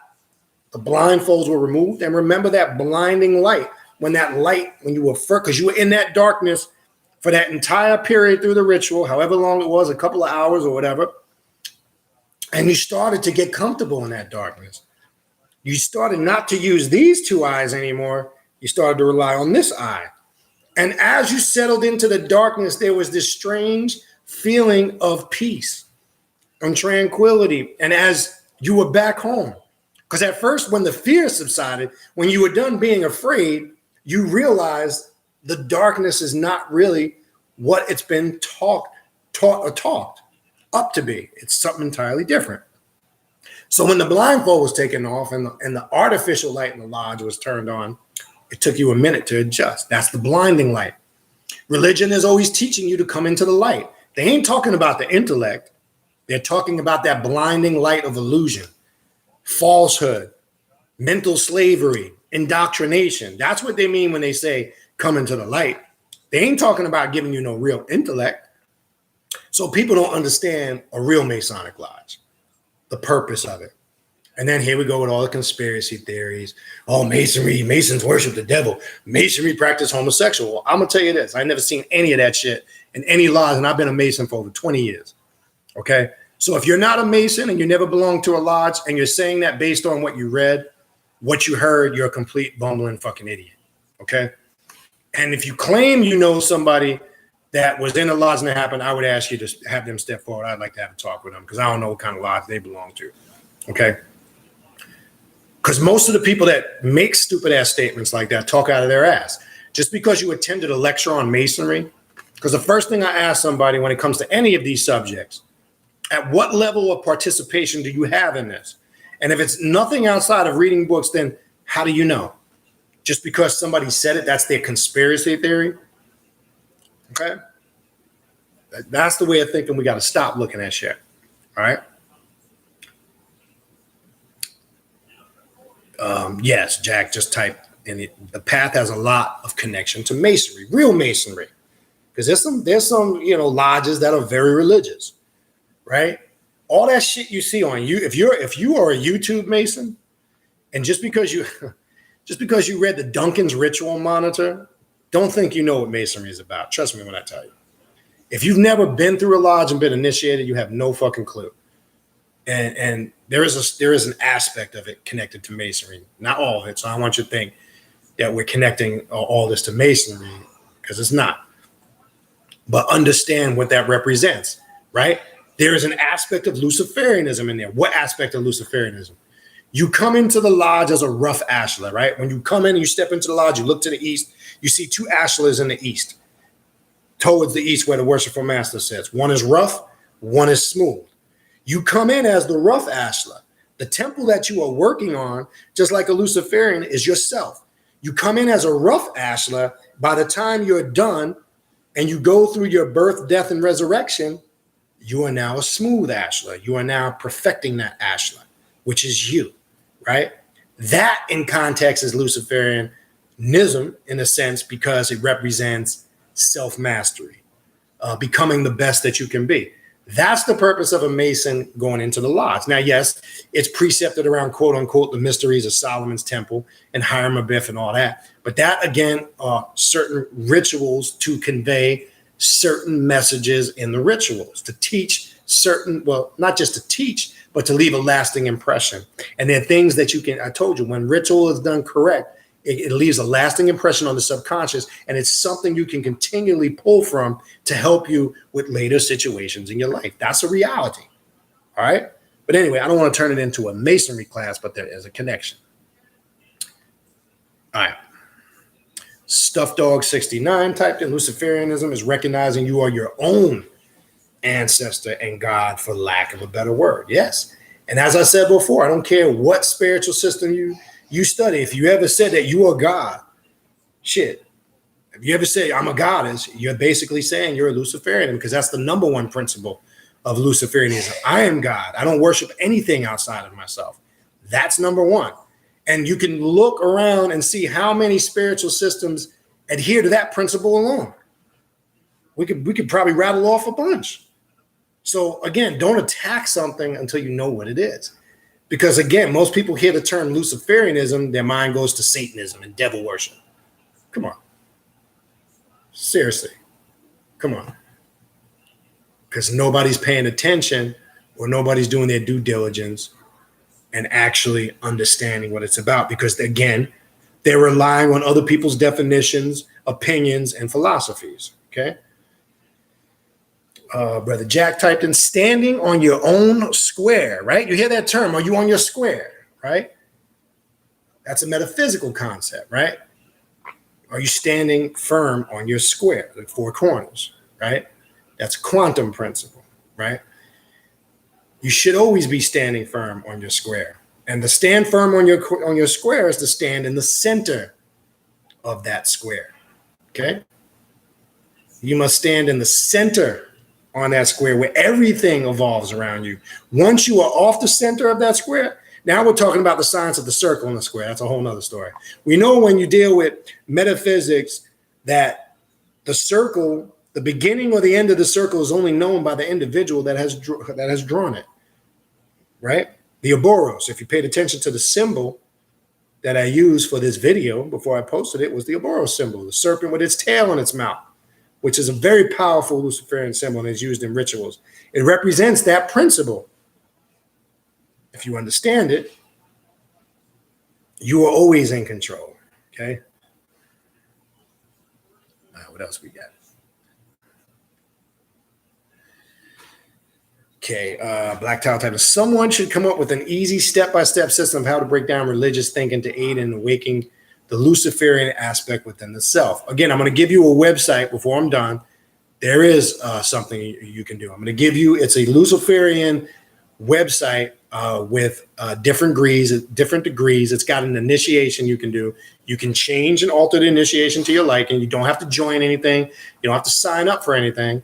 It's a self-initiation process. So anybody that's interested in Luciferianism, I'm going to put that website out there. And if you want to do some personal work in the privacy of your own ritual chamber, your own home,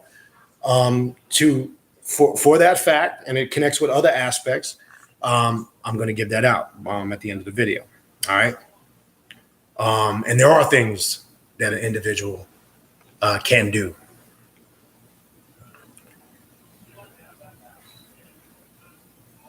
All right. Black Tower, we are always square in the circle. That's why I said earlier, the circle within the square. There's a science to that. If you study quantum and metaphysics, you know what it means to be in God. See, when we say God, get that spook concept out of your head. Some old man sitting in the sky, poof, snapped his fingers and created everything. See, it's just not that easy. Here's the fact. For a person that believes in that, ask them, prove the reality and existence of that concept without using a Bible. Can't do it.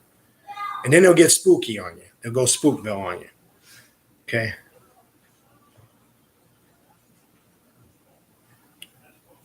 All right, what else we got here? Black Tower typed in, the act of squaring, in my understanding, was the order one has to create themselves, not the one set upon them as represented by the circle. But I may be misunderstanding, but that's how I took it. Yes, that is one way you can perceive it. That is not incorrect. The circle within the square. Now you'll also see this. Now I'm gonna get into depth. You'll see the circle. You'll see the square. I'm sorry, the circle within it, and then the triangle that looks like a pyramid within the circle. See, I'm saying that to say what tends to happen as you go down different spiritual paths, the symbology will start to change and take on a different meaning, quote unquote, depending on the school of thought that you're in. So there's not one. I'm saying that to say, based on your comment, what you typed in, that's to say you're going to find as the levels of learning change, the same symbol can take on different meanings in those different levels of learning or schools. And I'll use something basic as a symbol that everybody uses, the Ankh, right? That means a multitude of things. People will ask a question and they'll say, what does the Ankh mean? And that's very vague. You understand? Well, you need to ask, from what perspective are you asking that? That's like asking, what is the meaning of the six-pointed star? Are you asking that from a Judaism perspective? Are you asking that from Sumerian culture? Because the six-pointed star you can find imprinted in Babylonian temples, where, by the way, the Jews got it before they came back into Jerusalem and rebuilt Solomon's temple. The book of Ezra tells you that. It's not a Jewish star. But what I'm saying is I'm using those two symbols. Sometimes we ask a question and it's vague, because people will ask a vague question because they already have a preconceived answer, which goes to the concept I was saying earlier. They think in their mind that their definition of what the Ankh is the only definition. Not taking into account, they might be talking to an individual who's been through multitude of different schools of learning. So the Ankh's not going to mean the same thing to a Mason. The Ankh doesn't mean the same thing to a Shriner. The Ankh doesn't mean the same thing to somebody who studies Kemetic study. It might have a multitude of different meanings. So we don't take that into account sometimes when we ask very vague questions. So when I get questions like that, my before I even attempt to answer them, I would ask, from what perspective are you asking the question? Because there is not one specific meaning for that. Okay. All right. Emperor Firearm Lucifer. If I was to call myself Luciferian can choose to worship, or is it not allowed? Now there's another section in there. You can do whatever you want.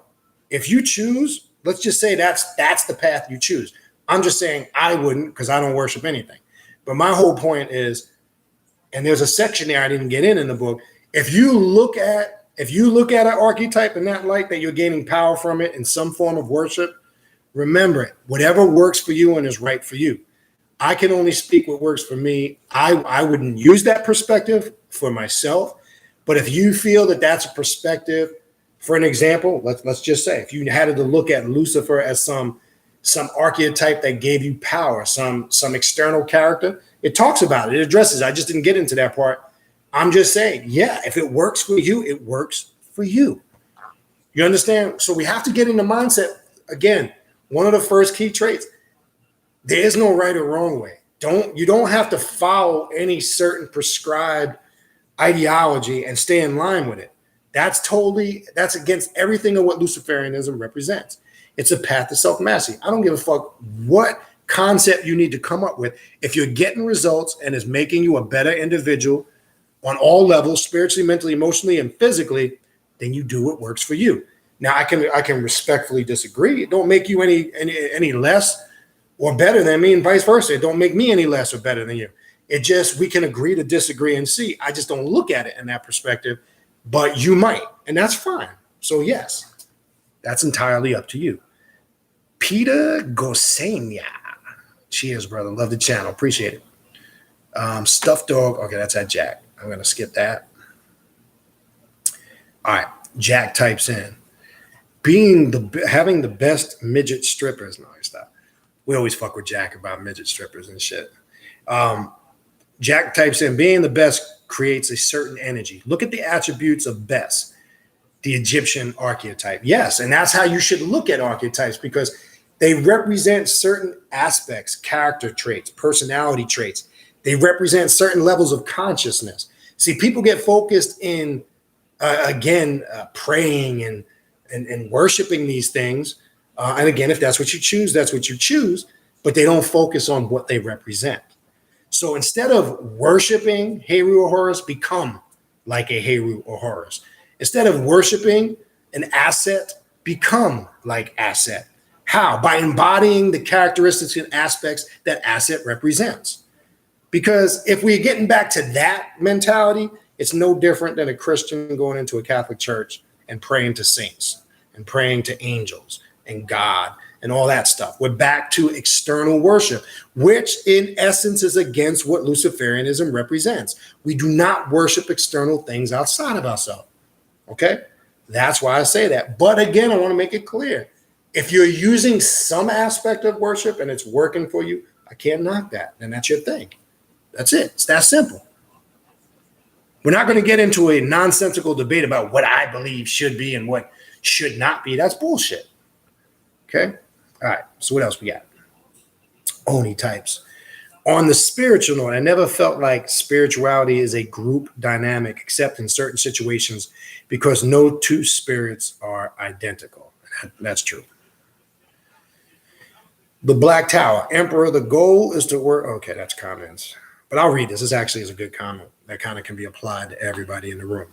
The goal is to work with and to foster that force or power within yourself, not to worship it, but to always honor it. And I prefer that word, honor and reverence, even with acknowledging your ancestors. I don't like to use the word ancestral worship. I have in the past to connect, because it's a term that people are familiar with.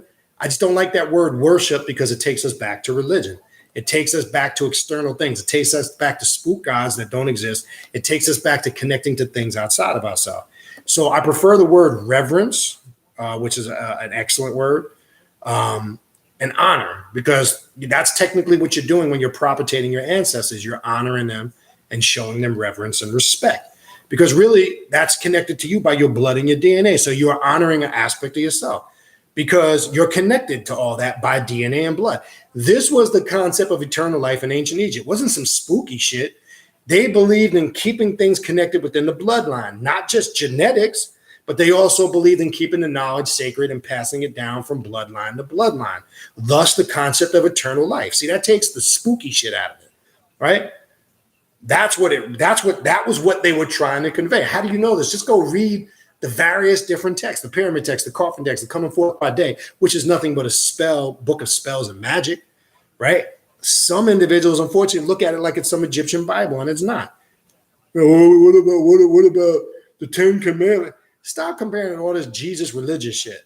Yeah, we know they stole all that stuff and grafted it and put it in modern day religions. But let's look at the esoterical meaning of it and stop focusing on the exoteric. See, people, I don't waste my time arguing with people over exoterical shit, external shit. It's a waste of time and energy, because I don't care. I don't feel the need to debate and fuss with you over some external bullshit that I have no interest in. If you're struggling with it, the individual that wants to argue with you over external bullshit, that's because they're struggling with it themselves. And when their principles get challenged, then they want to get, debatable. And I don't bother with it, because I don't care. I've been through that, done that, got the t-shirt. I'm just not interested in it no more. That's a thing of the past. But unfortunately, there's still people on that mentality. All right, what else we got?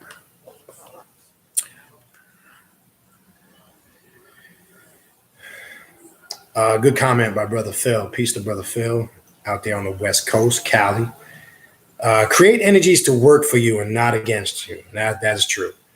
Though sometimes that doesn't go as planned. That's life. And I want to make this clear. This path is. I want to make this clear. I want to create no illusions. You're gonna run into hardships on this path, just like anything in life. I don't want nobody to think there's no such thing as anything out there that's a fix-all right on the spot. There's no such thing. You're fooling yourself. And just as Brother Phil typed in, there will be many times where things don't go as planned. It's called life. But here's the difference between this path and other paths. You are equipped with the tools and weaponry you need to get through those times on a whole different level than you ever were before. So I want to make this clear. No true practitioner of the path of self-mastery, the occult left-hand path, Luciferianism, the black, whatever you want to call it, okay, would promise that, because that's an illusion. Okay, because remember, first things first, we talked about common sense. Stay grounded in reality. People want to go spook before that's why when those comments came up earlier about dealing with common sense, a lot of people don't have it. And it really kicks in when it comes to being spooky, unfortunately. All right. What else we got? Okay. All right, let's see. Stuffed dog here, typed in. All right. I always saw it as the square is the physical world and the circle is the spiritual world. The spiral is the original order of things and was before the physical or objective. Now, again, I want to make this clear. That can be in complete reverse to some of the mainstream definitions of the circle square. But guess what? If you are focusing in on that representation and what that consciousness and them symbols represent for you, and it's creating transformative change within you spiritually, then that's fine. We got to stop getting that. I know everybody's saying, well, I saw it as this. Well, I saw it as that. Guess what? That is your perspective. And guess what? You're entitled to it. And guess what? If it's working for you, that's a beautiful thing. So it doesn't matter. So when somebody's coming out and all right, when the topic came up a few minutes ago about the circle and the square, it wasn't brought up to say that this is the tell-all meaning of it, because that's why I said a few minutes ago, as you go through different mystery schools and levels of learning, those symbols change, the meaning of them change. They take on different meanings. As you're in the quote unquote, what they call the lower degrees, right? They take on a very mundane, basic meaning to kind of introduce you, to get your feet wet. As you start to progress on this path, and those that have been on the path know what I'm talking about, they take on a very different esoterical or very deeper internal meaning. That's how you have to look at it. So yes, and now I might scroll down and see somebody else typed in another breakdown on the circle or the square. And guess what? Yes, it is what it is. As long as you can put it into perspective and it works for you, it is what it is. Now, if it's just some straight up fucking nonsense that's not governed by any basic common fucking sense, then we got to write it off as ignorance. That's a whole nother story. All right. Okay. Hold on. It skipped on me. All right. Radek types in, hey, just wondering, what does your chain name stand for and what does it do for you? Good question. I have on the sigil of Lucifer, right? The symbol of Baphomet, which is another archetype or character, right? What Baphomet represents to a true occultist? Let's take away the spookism. No, I don't look at Baphomet as a physical deity to worship. I don't look at Satan as a physical deity to worship. I look at it as an archetype, a representation of attributes and characteristic that reside within the self, right? Baphomet, a true occultist understands Baphomet, the breakdown, the basic breakdown. And then we'll get it. And I actually posted this image one time on one of the flyers for the rituals. Okay, for an example, you can go into Eliphas Levi, which that's probably the most familiar book people will go into, not the whole tell-all. There's more information out there on Baphomet. It represents totality, equilibrium, balancement, as above, so below, as within, so without. It represents the four elements. When you look at the Baphomet or image of Baphomet, you'll see usually right above the pineal, you'll see it inflamed, the fire element. You'll see the scales on the belly representing the water element. You'll see him perched on the earth representing the earth element, as above, so below, representing the air. You'll see the face of a man, a goat, a male goat. You'll see the breast of a female, representing androgyny, masculine and feminine. So long story short, the Baphomet symbol represents all of those things to an occultist, right? And we're able to utilize that in our magical and ritualistic workings. So when you hear all of these, I get some crazy ass fucking emails. They're funny. You don't the Templars worship Baphomet as some sacred? Look, man, y'all got to stop watching movies in Hollywood. These were stories that were passed down intentionally to spook people out and scare the living shit out of them, and it was done for a reason. I can only tell you how I look at Baphomet. I'm not interested. Well, I read in a book somewhere, I heard such and such say in a lecture. That's great, but I'm telling you, I don't look at it like that. I don't care what you read, what you saw, what you thought, or what you heard, and what you think it means. I'm telling you what it is from my perspective. And any real occultist or any adept on this path will tell you this is how it's looked at in a similar shape, form, or fashion. Okay? So that's what Baphomet. Now, what you can see on there, it's actually what we call the Infernal Union symbol, right? It represents also the masculine and feminine energy, Samael and Lilith, right? Which represent those masculine and feminine energies. You can correlate that to Set and Nephthys, right? You can correlate it to any of those energies that are similar in other cultures. But that's the representation of the masculine energy. I did a video, matter of fact, not to stay on the topic too long, Radek, go into the archives and there's a video, you must become like a Baphomet. And the whole video is on that. Just so I don't have to stay on it. But that's the basic breakdown. And that's why it's such a popular cult symbol. And that's why I'm saying you got to be careful with a lot of these conscious circles out here, because people are wearing symbols and, it's like a fad. It's like a trend. And what does it really mean to you? Just because, like I say, it doesn't, even if I see somebody wearing a Baphomet chain, I don't look at them and go, they think Baphomet the same way I do. Because I've run into some and some of them are very religious. They look at the Baphomet symbol as a representation of Satan because they literally worship a character called Satan. And this is the same. And this is what I'm saying. You got different perspectives on it. I don't look at it like that. So it doesn't mean that to me in any shape, form, or fashion. And if you claim that you're a Satanist and that's how you look at it, and that's how real Satanists look at it, well, I don't claim that. I don't claim to be a Satanist in that sense. That to me is just as religious as a Christian believing in some spook God. You understand? Now you can say, well, I did rituals and conjured up the devil. Of course you did, because all that resides within you. You can conjure up any spirit or archetype if you know what you're doing.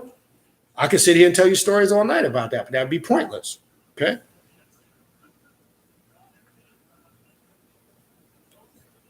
All right, so what else we got?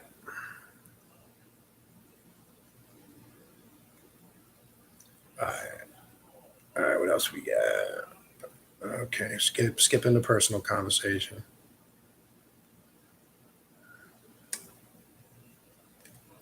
Black Tower type symbol. All right.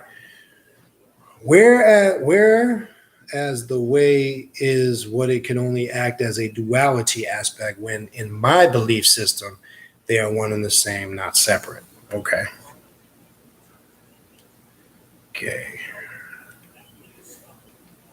Sister Sonia chimed in on the Baphomet harmony to the male and female energies in short. Yeah, well, she just summed it up in a nutshell. And again, this symbol, just like any other symbol, in different spiritual system takes on different meanings, right? When you're working with it through Luciferianism, it has one meaning. When you're working just the pentagram in itself, which is encased in the image of the head of Baphomet, the pentagram, which most people don't realize when you go back to ancient Egypt prior to the 21st and 22nd dynasty, the pentagram has its origins back during those times. It was put on vessels. It was used to seal transcripts. It was used as this symbol. It's not a modern day symbol. People see the pentagram or Baphomet and they automatically correlate it to modern day Satanism. And that's the worst thing you could do, because it's just not a reality. It only tells part of the story. Okay. All right. What else we got? Sorry. My bad. All right.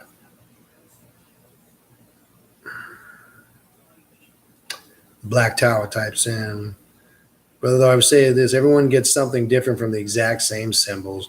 None are wrong. All right. And that's why when we were talking about perspectives and perception.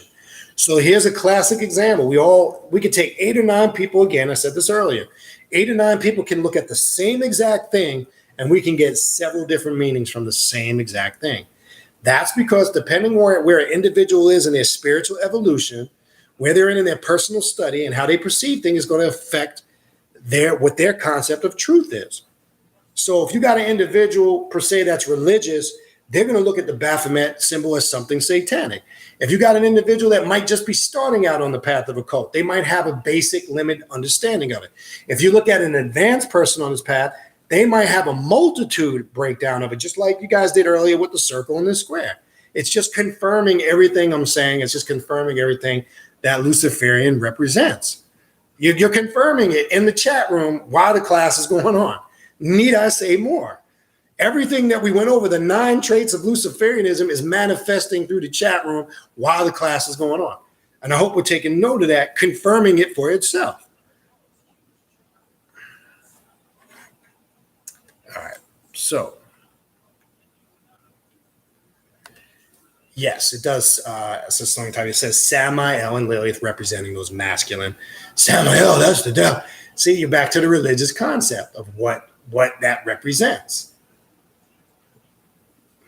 That's what I'm talking about. Peter Gosenya. I like that name. Let's get strong. It's got that strong name, brother. Types in, this is an elite group right here. Enough respect. Yeah, elite in the sense that we're not conformists. But guess what? None is better than the other, and we all have the ability to be as great as we want to be, depending on the work we put in, or we can be average or just nothing at all if we don't want to put the effort and the energy and the work in. Yes. Okay, stuffed dog type thing. I feel you. In mind, they are the same too. I see my mind being something I can't see. So it's my female. My body I can see, it's my male. So I have also integrating them in my practice also. Yes, when you're working with the masculine and feminine energy principle, and I said this, and I'm going to say this again, it's very important to understand. And again, I want to make this clear. I found through my experience in working with masculine and feminine energies, quote unquote, on the spiritual planes are much more aggressive and raw in power in nature than masculine.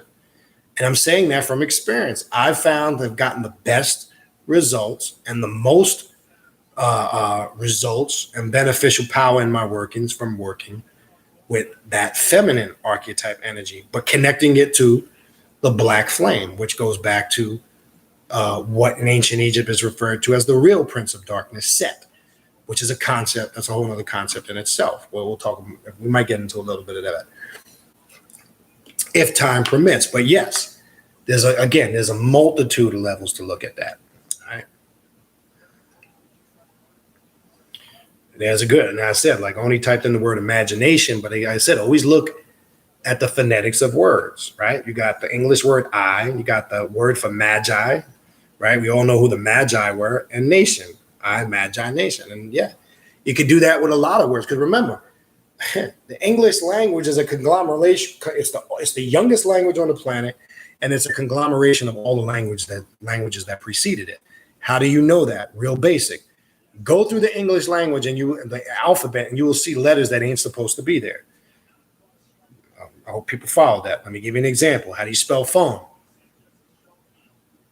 I'll give you a second. PH.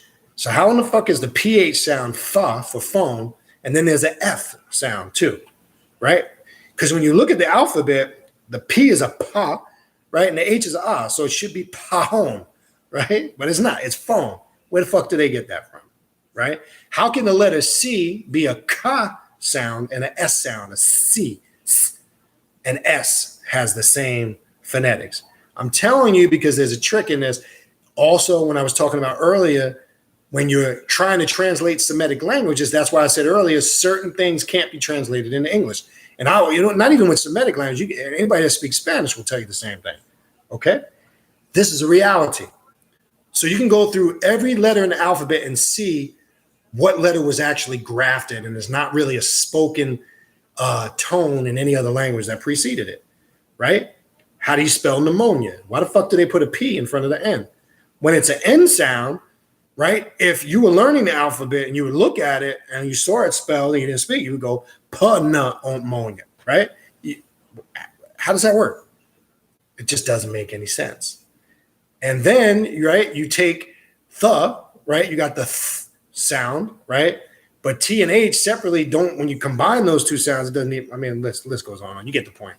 But my whole point is understand that when you're dealing with the etymology and phonetics of words. Okay.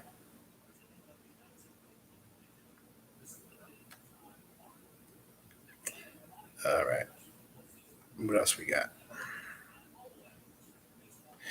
Good. There's a good comment earlier by Oni. In reality, most people who believe they know more try to keep the masses dumbed down. And that's exactly why I was talking about earlier, especially more so in those groups that have one leader. When you're in a group and there's a leader and they're the guru or the high priest or the whatever the fuck their title is, right? That's the reason why. There's usually an agenda there. And that agenda, one of the main parts of that agenda is to keep the masses dumbed down so they can have the power. And if they have all the power, they have the control. And then usually they're pimping you out of your money, or they're trying to get to the women, or there's an agenda. I'm just giving you a couple things. But yeah, as Luciferians, and again, the purpose of doing this video, and again, I'm going to have a couple more parts to this because I've only scratched the surface. The purpose to do the video is if somebody were to try to give a description of what this path is about, this would be a good explanation for it. I just want to make that clear. All right. What else we got? Only typed in, basically people need self-knowledge to evolve. True indeed. Stuffed Dog typed in my study, I found that the physical world is the beast from the Bible, and it is symbolized as a male aspect of creation. The feminine is what creates it. Okay, that's one perspective to look at it.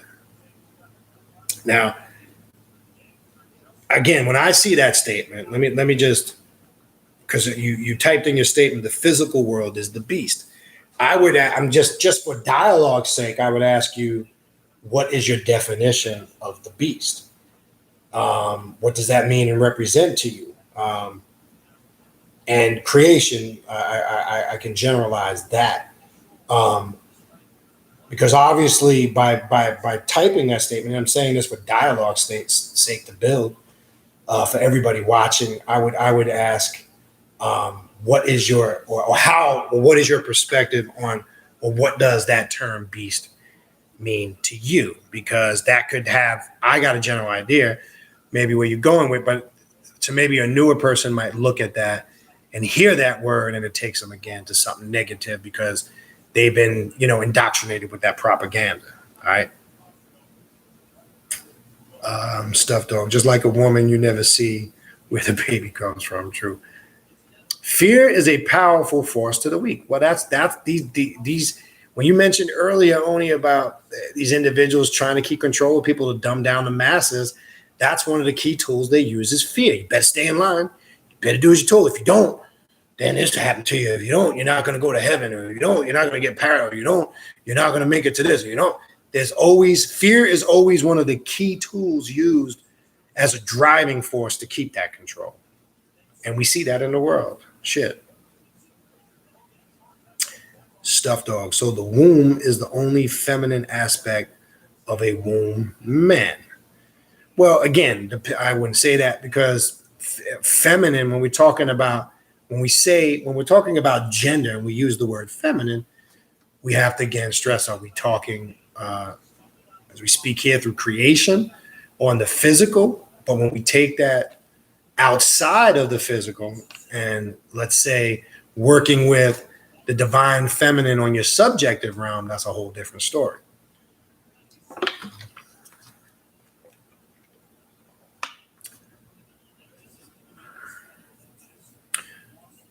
Yeah, this is a good comment by the Black Tower. I found that no matter how much I want to know or understand religions, over the years, the leaders that could teach want you to deny anything else and swallow the red pill, so to speak. Yes, again, that control factor. Okay. Oni typed in, transition to a Luciferian life can be a lonely trip due to people's ignorance. Yes, because remember, there is the aspect of, the isolated consciousness, right? When you're going to find most people, especially in the beginning stages on this path, there is a period of loneliness. When I say suffering, I'm not just talking about physical. There's that lonely, isolated energy you tend to tap into. And it's not a bad thing because, as I said before, in those stages, there's tremendous growth spiritually. But you will find, especially more so in the beginning, I mean, it's actually consistent through the journey, but you'll find very much so in your beginning transitionary phases, it is. And I ain't even going to sugarcoat it. That's part of one of the many challenges you face, because when you're in that, you understand, when you're in that, very important, when you are in that mentality of isolation or separation, you are now resonating with your own true thoughts. And what boils to the surface, a lot of things, reality kicks in. You start to question a lot of things that were going on, in your life. You start to question a lot of things you did. You start to question where you're at. You start to reflect on everything, good and bad. And the weight of those emotions and putting those thoughts into perspective create those feelings of quote unquote separation and loneliness, because you come to a point in the realization at the end of the day, the only thing that's real is you.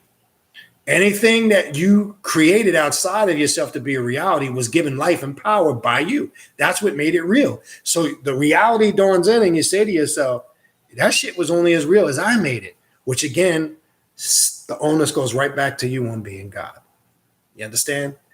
Again, confirming everything Luciferianism represents. Okay. All right. What else we got?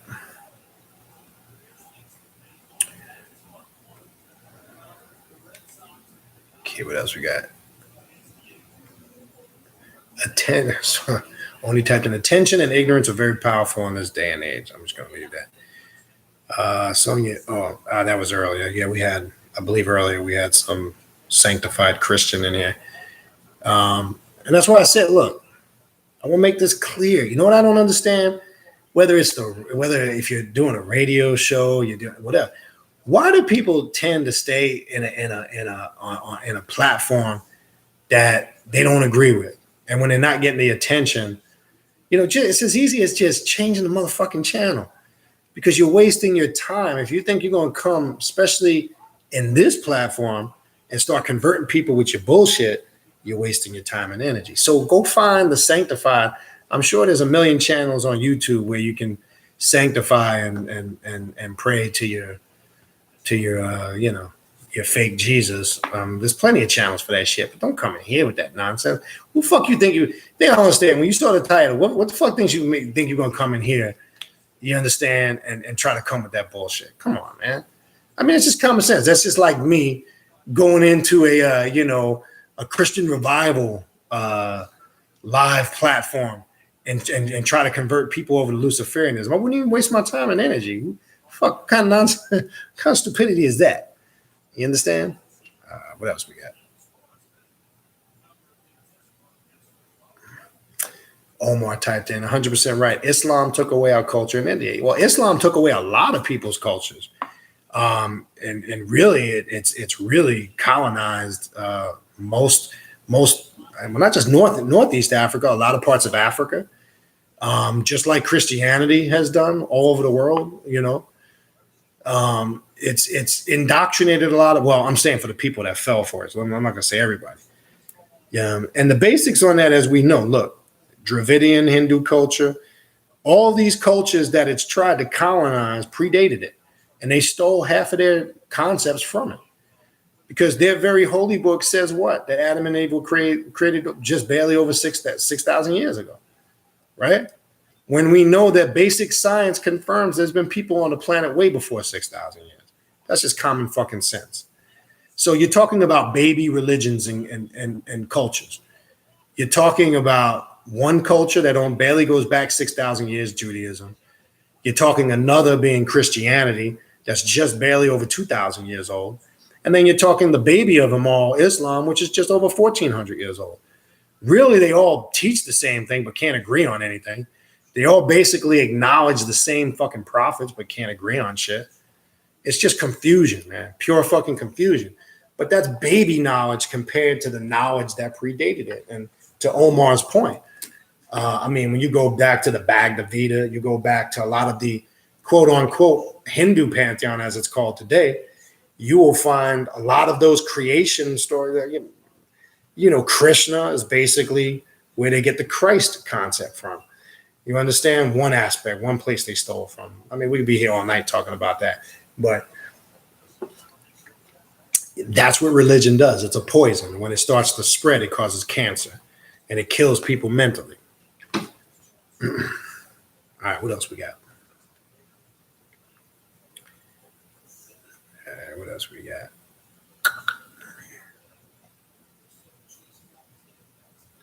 Stuff dog. I guess this was a comment into the individual that was here earlier. We are really trying to work on ourselves. Sir, we want to be Jesus, not worship him. Right. You hear the thing, Christ consciousness, right? Again. And the thing is that I don't understand when Christians never look at what Jesus really came and taught. He made it clear. When you see me, you see the Father. Oh, he was saying that he was incarnate. No, you said that shit. You fucking interpreted that because you don't read your book in its original language, one, and you're going by the epistles of Paul, right? And none of those books of Paul, by the way, are divinely inspired, according to religious theology. They're letters.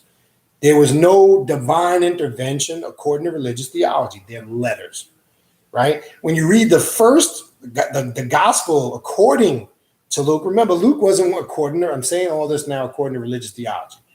Because believe me, those that know me, I will sit down and school your ass from Christianity all the way to Islam. I know the books better than the pastors do, front to back. If you want to go Genesis to Revelations, you ain't going to win. If you want to go all 114 chapters of the Quran, you are not going to win. Been there, done that, got the t-shirt, okay? So when you go into their very holy books, remember, Luke wasn't even one of the original 12. And when you, again, Christians don't read, when you read the very first chapter and the very first couple of verses, he said, according to eyewitness testimonial account, I felt having sound knowledge in all things told to me that he just felt he could write a book. Now, remember, the book of Luke comes years after, quote unquote, Christ passed. And he never met Christ. He never walked with Christ. So how the fuck does he know what's in there? What he wrote was accurate. Because he went from eyewitness testimonial account. Well, let me show you how accurate that could be. Reflect back when you was going to go to a party one night with your boys, right? And you couldn't make it. And then you wait till the next day to call you. Hey, man, what happened at the party last night? You know you're going to get a bunch of exaggeration and a bunch of bullshit. Then you go talk to somebody else that tells you something entirely different so that we see how accurate that can be. Need I say any more? That's a whole nother story. But anyway, I don't want to really focus too much on that. Peter Gosenia. I like that. Gosenia. That's a strong name, brother. We use that shit in the ritual. Let me stop. What are your thoughts on candle magic? Use it all the time. Candle magic is an awesome, very simplistic, ritualistic tool to use when working magic. It can be used on a multitude of levels. It can be used to bring great change in all aspects of your life, whether it's healing, whether it's to resolve personal issues, whether it's to increase your finances. A book I always recommend to people, because it's very simple to follow, very easy ritualistic work in there to do and get quick results, is The Magic Candle by Charmaine Day. It's a book that I was introduced. It's been out for a minute, but I first came across it, I'm going to say in the early to mid 90s. And I've been using that book for over 20 years. And if you want to work money magic, it's very effective. The book, because when you're working candle magic, you're also tuning in, to planetary influences, astrology. You're tapping into all of those higher sciences. So it's something that I advocate and use, and those that know me use on a wide scale level. It is a great tool. It is very simple to use if you know what you're doing. And that's why I referred to that book. So I would refer you to that book. All right. Peter will sing ya. Stop fucking with you, man. I'll be saying that name all night and shit. Black Tower. If you're referring to the hat, the Darth Vader hat, I got this at Lids, actually. They had this hat at Lids. It was $20 on clearance. So, I had to scoop it up because we know what Darth represents. He's the ultimate Luciferian. All right.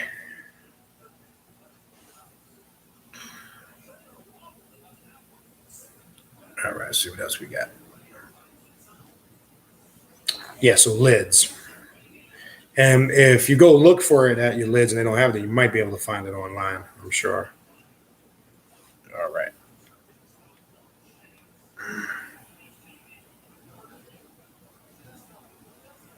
Okay, only types in. Everyone should understand the first altar, shrine, and deity is your own mind, body, and spirit. Okay. Self-explanatory. Stuffed dog type in. Darth Vader is in the center of the Kabbalistic tree of life. That's true. Vader. Now the Sith, and we've talked about that many different times before, right? The main slogan of the Sith is what? Passion is our power. Apply that to this path in general. You should have passion for this path. Everything you do should exuberate passion, because the passion is the energy and the driving force behind what you do, right? And the Sith know, or the basic principle of that concept, passion is our power. If you don't have a passion, you have no power. You understand? And the Sith code, the Grand Book of Sith, all those sciences that have been talked about in the past represent that aspect of self-mastery. Right? The Sith too apply that. They don't sit around waiting for somebody to do some shit for them. They don't sit around waiting for stuff to happen and manifest. They take control of their own destiny. Right? That's what the Sith represent. When you look at the whole Star Wars trilogy, it's a cult in nature, right? And if anybody saw, I just got around to watching the last Han Solo when it came out a couple months ago, which I thought was good. And I don't know if you guys remember the scene. If you did see it, and I'm real quick on the last Star Wars movie that came out. When you look at that last Han Solo thing, when they was in deep outer space, there was a lot of occult stuff hidden in there. Because Han Solo in that movie, Han Solo represents a lot of us. As the movie goes on, he thinks he's this hustler, this and that, right? But as the movie goes on, he starts slowly but surely, as things start to change and manifest, he starts to realize he's not really who he thought he was. He starts to question many different aspects of himself. If you've seen the movie, you know what I'm talking about as it goes on. And it kind of shows you how he came into fruition of who he was before you see him in the main Star Wars trilogy, which I thought was cool because I was looking at it from that perspective. The scene when they're in outer space in that real deep, dark, darkness abyss, and there's that kind of like multi-dimensional, a pep-looking monster. Really, what they were showing you that whole out of chaos symbolism in that very aspect of the movie, because you had the pep in the darkness, chaos emerges from the darkness, making order out of that chaos. That was all encoded in that movie. When you go into the last Star Wars, we know, look, the Jedis are under the illusion. Like I said, the Jedis are your religious people. They're under the illusion. They're chasing something that doesn't exist. There's this illusion of peace and love and uniting everybody. But what they fail to realize, and the Sith always realize that, When there is peace, somebody will rise up to disturb that peace. So rather than wait for that disturbance, seize and control it. This is what they're showing you with the whole Jedi and the whole Sith concept. Okay? This is very important to understand. Now, in the last Star Wars movie, when you look at Luke Skywalker, right? When they show him, when the girl goes to him, he's a hermit in the cave. Notice what he's wearing. He's wearing this dark grayish black hood, right? He has now taken the role. Now, I don't know if they're going to escalate it. He makes a comment in there where he came to the realization that the complete Jedi philosophy was lacking and missing. And he realized you need some aspect of the power of the Sith, right? Everything we just talked about. Light and darkness have to coexist together. Well, he got a reality check, and he now comes off as kind of a gray side or stuck in between. And he doesn't commit to the Jedi side, and he's not committing to the Sith side. He came to the realization that you need both. So you got to pay attention to these things because a lot of these movies are conveying hidden occult messages. Now, of course, somebody else might have looked at it and perceived it another way, but these were some of the messages that I picked up on the last one. But I thought the Han Solo one really represents us on this path. We start out thinking we know who we are. We think we got it all together. We think we got it figured out. But as the movie goes on, he starts to see it's not really what he thought it was. He's not really who he thought he was. Things weren't really what he thought or how he perceived them. As he started to grow through his experiences, he's now had a different perspective on things. And then he really changes a shifting character after they go through that whole deep abyss space with that Apepian looking monster thing, right? The symbolisms in that. That's us. That's us on this journey. Everything that we talked about, all the questions that came up earlier about being alone, going through transition, changes, etc. All of that was represented in that. All right. I know that came up through the Darth Vader shit, but anyway.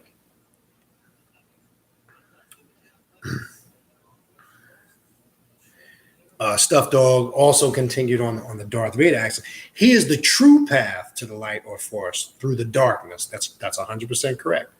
That's what Darth. Now again, you can create, and I've done it. I have Rilo 7 on my altar. I have an image of the Sith because that's what the Sith represent to an occultist. You can create a whole ritual around that concept if you choose, right? Darth Vader would represent that true Prince of Darkness set in ancient Egypt. If you want to categorize it with that, if you want to categorize it with the Adversary, if you want to categorize it with Lucifer, the concept of that light intellect coming out of the darkness, right? You can make so many different correlations. All right. What else we got? Yeah. Trina typed in earlier, poor Lucifer got a bad rap. He sure did. All right, give me 1 second. I'll be right back. Hang tight, people. Just give me one minute.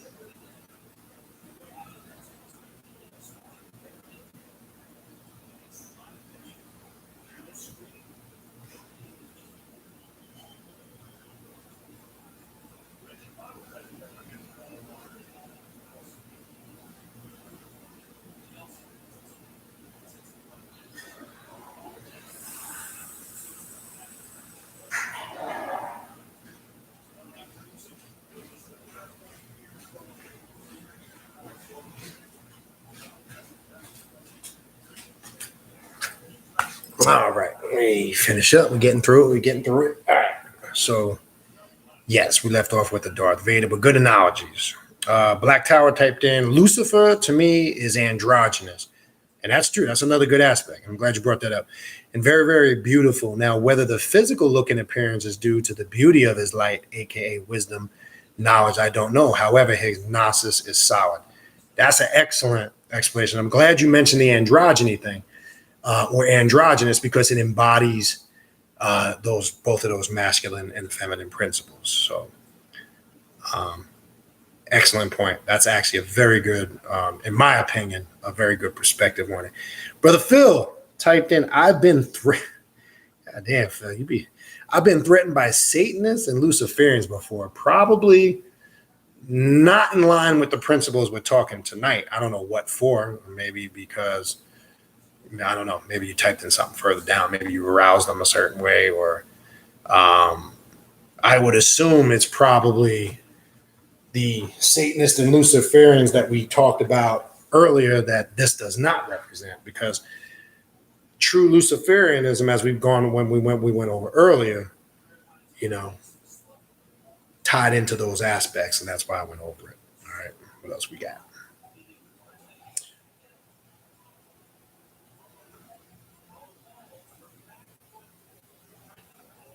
All right.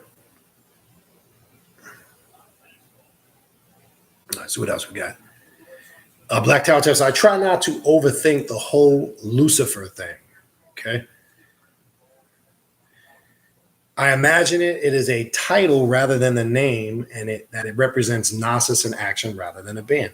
And again, to what we were talking about earlier, if that's how you put it into perspective and perceive it and it works for you, perfect. All right, what else we got? Chiumba Dope Productions. I'm late, people. Peace. All right, that was about 8:30. Damn, I'm only at 8:30? Holy shit. Peter Gosenya. Sorry. We feed the flame of self. Stuffed Dog typed in, I agree 100%. My brother Lucifer represents a stage of development attainable by all who are not scared away by the symbolism. And that's the key word in there. Scared by the symbolism. Okay. That's the key. And that fear, which scared ties into the word fear, okay, has its connection. And again, that's what usually keeps an individual from growing. That's the one of the number one diseases that plague our planet. It's called fear. You understand? Fear by way of ignorance. Okay. Emperor Phiron Lucif typed in, I see Lucifer as a real entity when I invoke him and be our on god or goddess. Okay, yeah. Yeah. Now remember, when you're invoking any energy or archetype, remember, you're going to manifest that by way of how your mind perceives it. So there's certain images that you would have to conjure up. Now, images that you've obtained and stored in your subconscious over the years that you've seen in books, you created that image in some shape, form, or fashion in your mind. That's the way you conjured it up. So that's fine. If that's how you're connecting with it, I think we all do that on a level. When we have a personal experience or we're doing a ritualistic working and we make a connection with a deity or archetype, they're going to manifest the way our mind's eye wants to see them. But it all still ties into the first Hermetic principle of Tahuti. All is mental. Mental is all. The universe is mental. And that's talking about your subjective. And as I explained before to many people, everybody talks about Ma'at, and the principles of Ma'at. But you got to understand the 7 Hermetic principles of Tahuti first. Remember, Ma'at represents the objective realm, and 7 principles of Tahuti represent the subjective realm. You need to understand both. They both go hand in hand. We're good. That's a good point, though. All right, what else we got?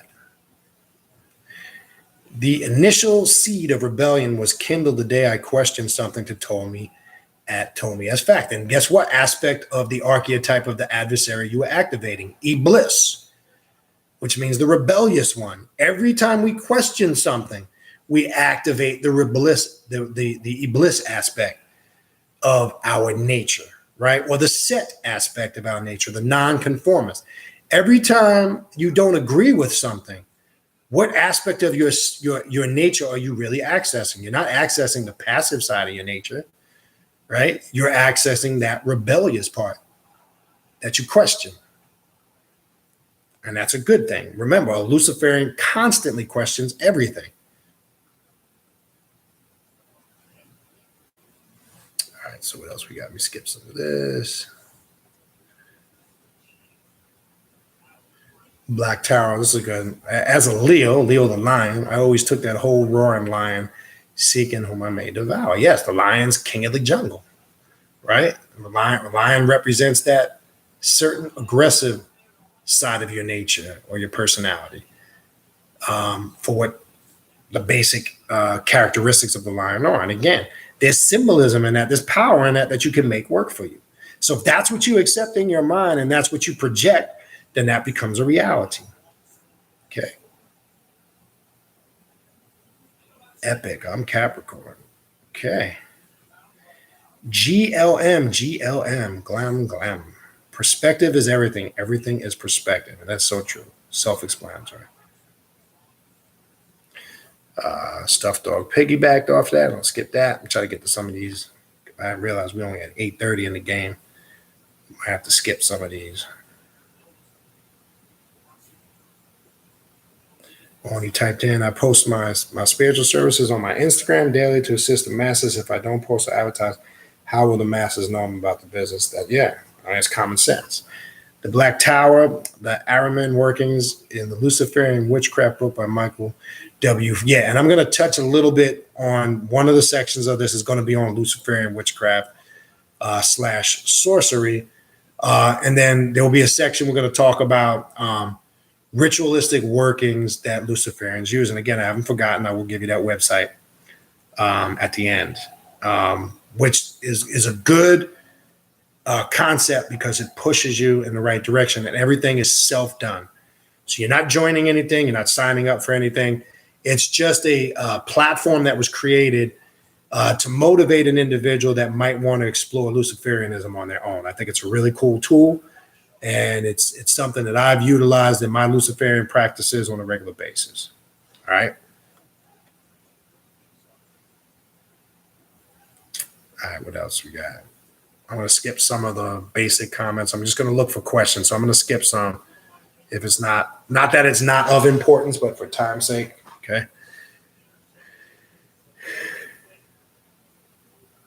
Emperor Firearm Lucid. For me, I know that I am my own God, but I feel like I need to be thesis. Some say these beings are archetypes. They are, but remember, it's not that you don't have experience. All right, let me give you an example. When somebody's saying they had an experience with Osiris, you are. But what we're saying is that when they're archetypes, because the archetype aspect of them is what they represent. So someone on this path focuses on what they represent. That's how you embody what they are. And that's what it means when you say you become like Osiris or you become like Kali, as opposed to worshiping. Because that's in all of the higher sciences, that's what a lot of the mystery schools taught. They didn't worship the gods. They were trying to become like the gods. And that's in any spiritual mystery system.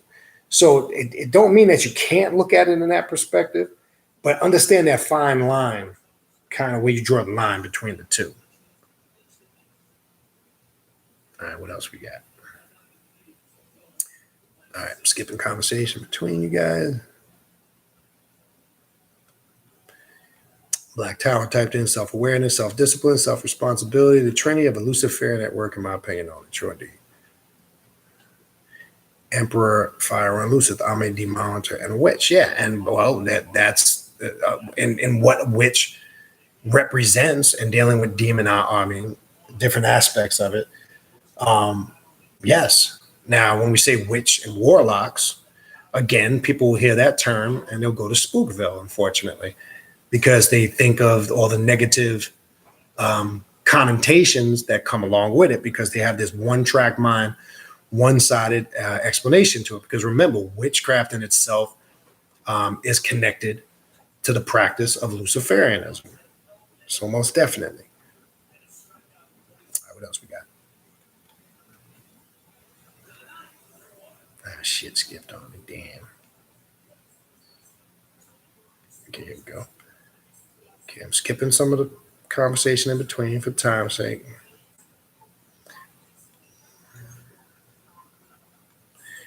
Peter Gosenga. Stop fucking with that, man. Okay, I'm skipping you guys' conversation with each other. Just bear with me. I'm scrolling down. I'm looking for questions. For time's sake, I'm going to skip some of the basic conversation. I'm kind of just looking for questions to be addressed, okay?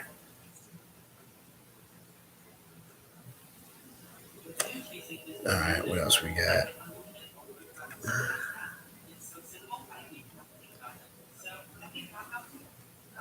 All right, what else we got?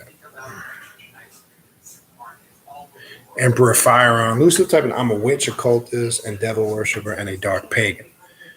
Okay? And that's, again, if that's your approach and it works for you, the witch thing and the cultist I can connect with. Now, remember the term, again, phonetics of word. When we say in pagan, if you go a good explanation of it, go to Raymond Buckland's Book of Witchcraft. Pagan just means somebody from a foreign land. See, we hear that word pagan, and we automatically attribute it to religion, some type of spirituality.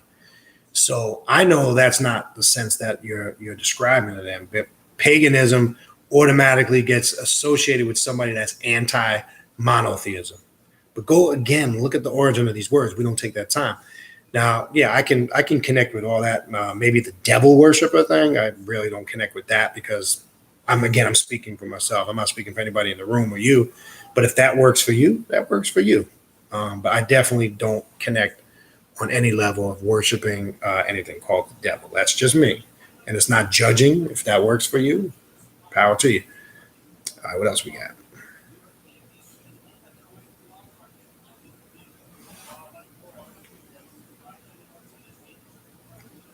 All right, what else we got? I'm skipping. Emperor Firearm, Lucifer type. Can someone be a Satanist and a Luciferian or one or the other? Again, that depends on your perspective of what that is to you. Some say it's the same. Some say it's different. I can only speak from my perspective. To me, they're two totally different things. If you're saying Satanist in regards to, say, somebody that looks at Satan as a character they worship, I would have to say no. That you can't combine that with true Luciferianism in my experiences.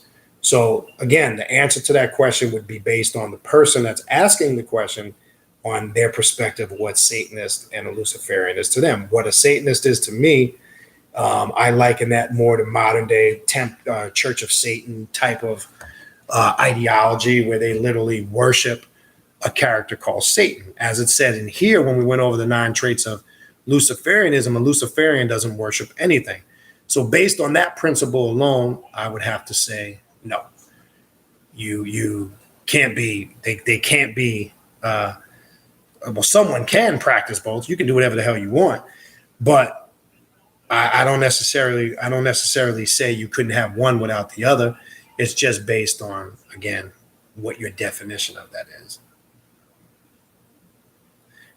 Black Tower typed in, thanks to Brother B. In one of his old videos, I learned how to worship myself, not in a low-level kind of way, but how to recognize myself as a true center of my universe without losing balance. That's Luciferianism. Look, like I said, I did this video. This has always been something at the core of my practice. I've talked about it a handful of times over the years.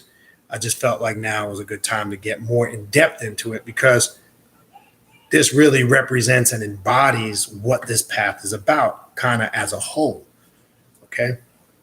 And Stuff Dog, good point. You can be whatever you want. You directed that comment at Firearm, and I agree. So, yeah, Emperor Firearm, like I say, just the very fact that you can share and dialogue with us, I respect that. And it's a beautiful thing that we can gather and dialogue. And, you're on your path. And again, you hear me say this all the time. People are, what should I and should I not do? And I ask the first question, and those that have asked me that question over the years know what my next response is. Well, what stuff are you doing that you get results? And they tell me, well, I'm doing this, and I did this work, and I did this ritual. I said, do that stuff. That's shit you need to do. If it works, do it. Because you might be doing things, and even though I may not be doing it, but you're getting results, that's what you need to do. because I do that to get people to start thinking outside the box, as far as stop getting, locked in your mind that there is a set way of doing things. That is a religious mindset. And some people, don't realize it. But I'm speaking in general now. What else we got? Okay. That's a good point by Black Tower. We all came here to learn, and when we are able, we share that knowledge with others. True indeed. That's exactly what we do.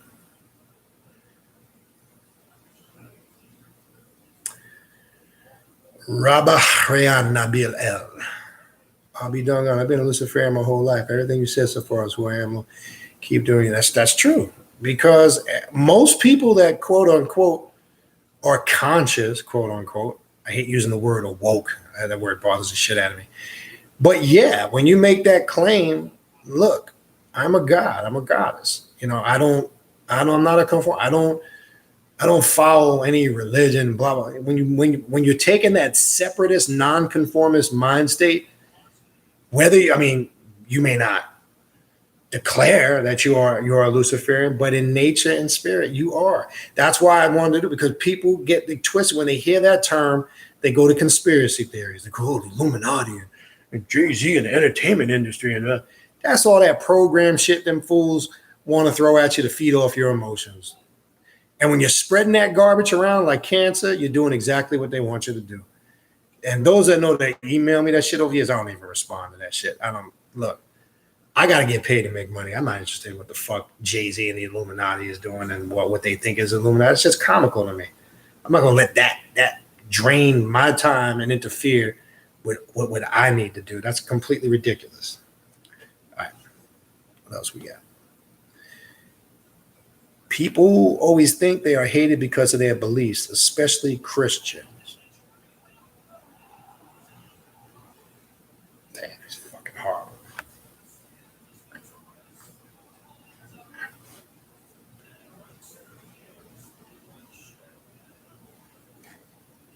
Okay.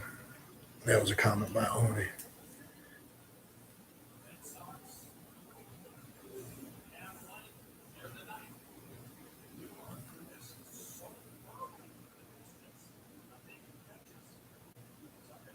Excuse me 1 second.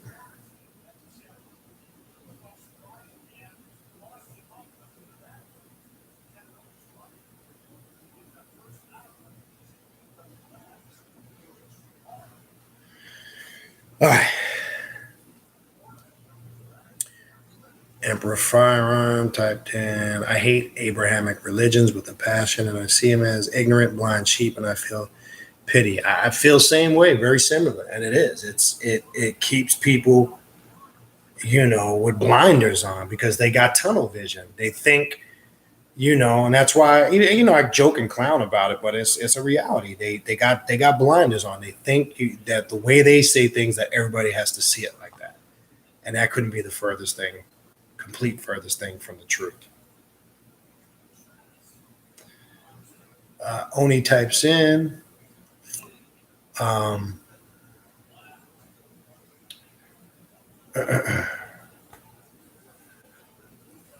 We're all Luciferian, just oppressed. That was early. I missed that one. All right, let me skip down. Try to get to the. Let me see. As new, just wanted to know. Radic typed in. As new, just wanted to know because it always makes me think and don't know who to ask. And this is a perfect place to ask. Well, I can tell you this, Radic. You can ask anything. There's nothing we don't really touch on in here, and that's the objective. And again, nobody's going to judge anybody. Because I know when I'm doing forums like this, I know everybody is at different places in their spiritual evolution. So I always take that into consideration. As long as nobody's getting ignorant or stupid, that's a whole nother level. But no, there's no, you ask, that's the purpose of these forums. And we all take that into account, for that reason.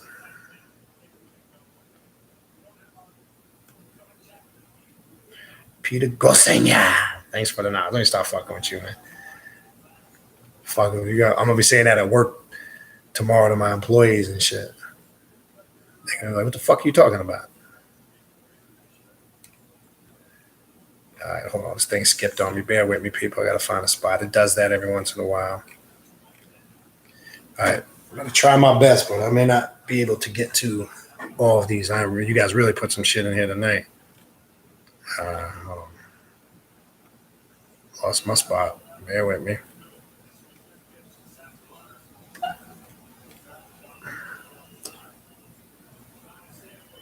All right. Almost there.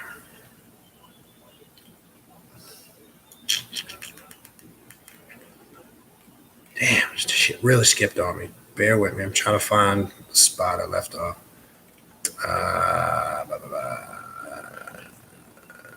Okay, here we go. Found it. All right. Phil, good is good when life is good, but when life is bad, where is that God? My cousin, a Christian, was hit with stage 4 cancer. Where is your God now? Yeah, well, that's removes the spookism. Reality will do that. And then, the ignorant person will go, Lord works in mysterious ways. Shut the fuck up. It ain't got nothing to do with that. Oni types in, love that mirror on your wall, Brother B. How much you want to give me for it? Let me stop. Double R. Oh, shit. It's like a DJ name. Let me stop. Double R, new subscriber here. Enjoy your content. Well, welcome, Double R. We appreciate you tuning in.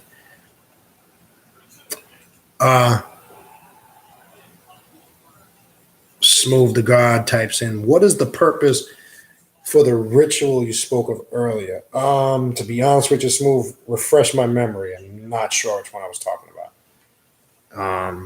So not sure. Just remind me. I just forgot. Peter Gosenya, feed the flame of self, that which is God. True indeed.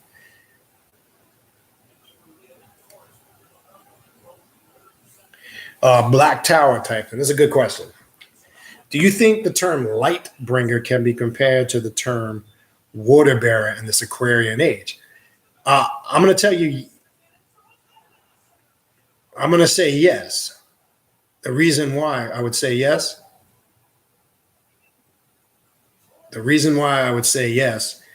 is because water represents fluidity and change. And in that fluidity and change comes growth. That's just how I would perceive that. So I would say yes. That definitely can. It's good perspective.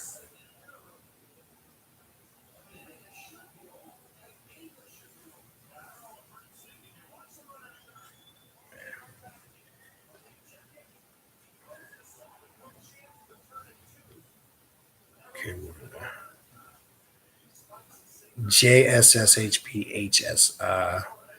For time's sake, that would be too detailed to get into. There are rituals you can do, prosperity rituals, to create business. But again, maybe that's a topic that would be actually a good topic to do, to kind of go into them areas. But I'm not going to start on that now. That's not a question that can be addressed in a few minutes. But again, there are, again, in the book I was mentioning earlier, you can create a lot of prosperity rituals via candle magic. You can work with certain archetypes that deal with prosperity and growth, such as, again, any road opening archetype. You can create a ritual to open avenues of business and finances, such as La Santísima Muerte, the Holy Death, Anpu. You can use any of those archetypes, but maybe that's something we can expound on down the road. Dana Bidlake, I am God. True indeed.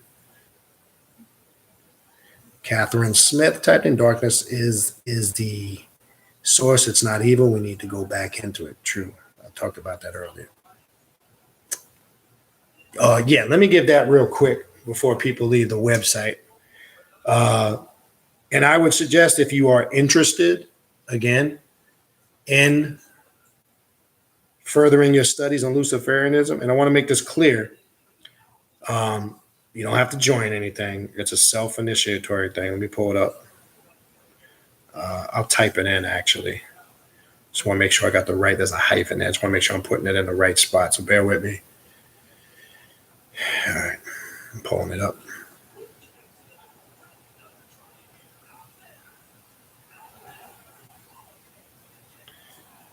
Fucking Yankees. Almost blew it. All right, so I'm going to type it in here. Now, again, I want to stress this too. You don't have to do the ritual the same exact way. If you want to adjust, feel free. It doesn't mean the way it's on the website that you have to do it that exact way. All right, I'm going to just type it in so there's no confusion. Should have had Sonya do it, actually.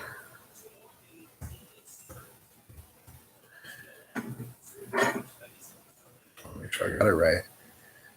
And Sonya, if you're still here, I think you are. Double check the spelling on that.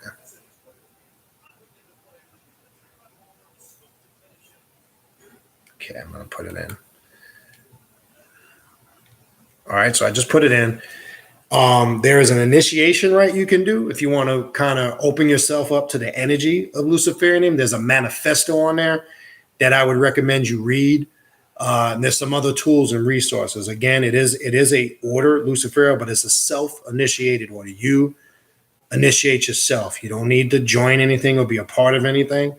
And even when you read the material on the site, it makes it clear. You can adjust any of these rituals how you see fit.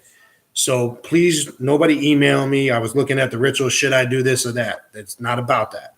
It's just giving you a general initiation, right?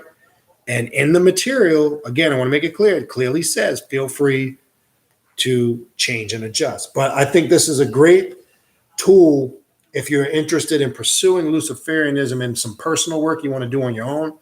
I think it's a great tool. All right. Let me get to the rest of these questions and try to wrap this up. JSS also, just so you know, and not just try to segue in a consultation, but I do offer in detail in consultations. If you're trying to focus on a specific area, you can always set up a consultation for me. And if that's your area of interest, I could definitely go through methods on doing that. All right, Jack. And keep that in mind. That's the purpose of consultations or spiritual readings. And I know I didn't mention in the beginning, I usually do, I forgot. I do spiritual consultations where you can focus in that consultation on anything you want, or a spiritual reading, which deals with working with the spirits. That's a whole different aspect. And that the email in the description box is where you can reach me for that stuff. Jack typed in about, that's what I felt during my whole masonry initiation, different types of peace experience. That's because you knew you was getting ready to go to the midget strip club when you were done. That's why you was feeling that peace, brother. Stop. Trina hurt. Yeah, YouTube Masons. There's a lot of them around, Sister Trina. Sister Trina, actually, her and her husband came to the last ritual, and she's coming to this ritual. And she lives all the way in Minnesota. No, is it Minnesota? I fucked up. Kansas City, my bad. And I didn't forget to get back to you on your email. I got busy. If you're still here, I will get back to you on that. Yeah, there's a lot of YouTube University graduates out here. You know, it kills me. It kills me. Look, social media platform, this is a great thing because you can reach a lot of people. When used for great reasons, it's wonderful. But some people, it's made them delusional, you know, fortunately. All right, what else we got here? All right, we're getting there, people.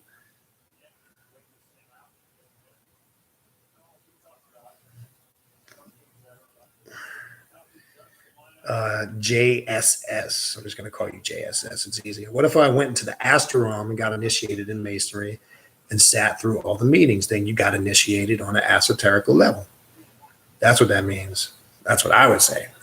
Emperor Firearm, I understand that we are our own gods and goddesses in our universe, and I agree 100% with that, but I feel like I need to be theistic. So, I mean, that's fine. Again, if you need to use some type of theory or theistic aspect of things, again, and I know you typed this in earlier, so I know you probably already heard because that was typed in well ago. And again, you do what works for you.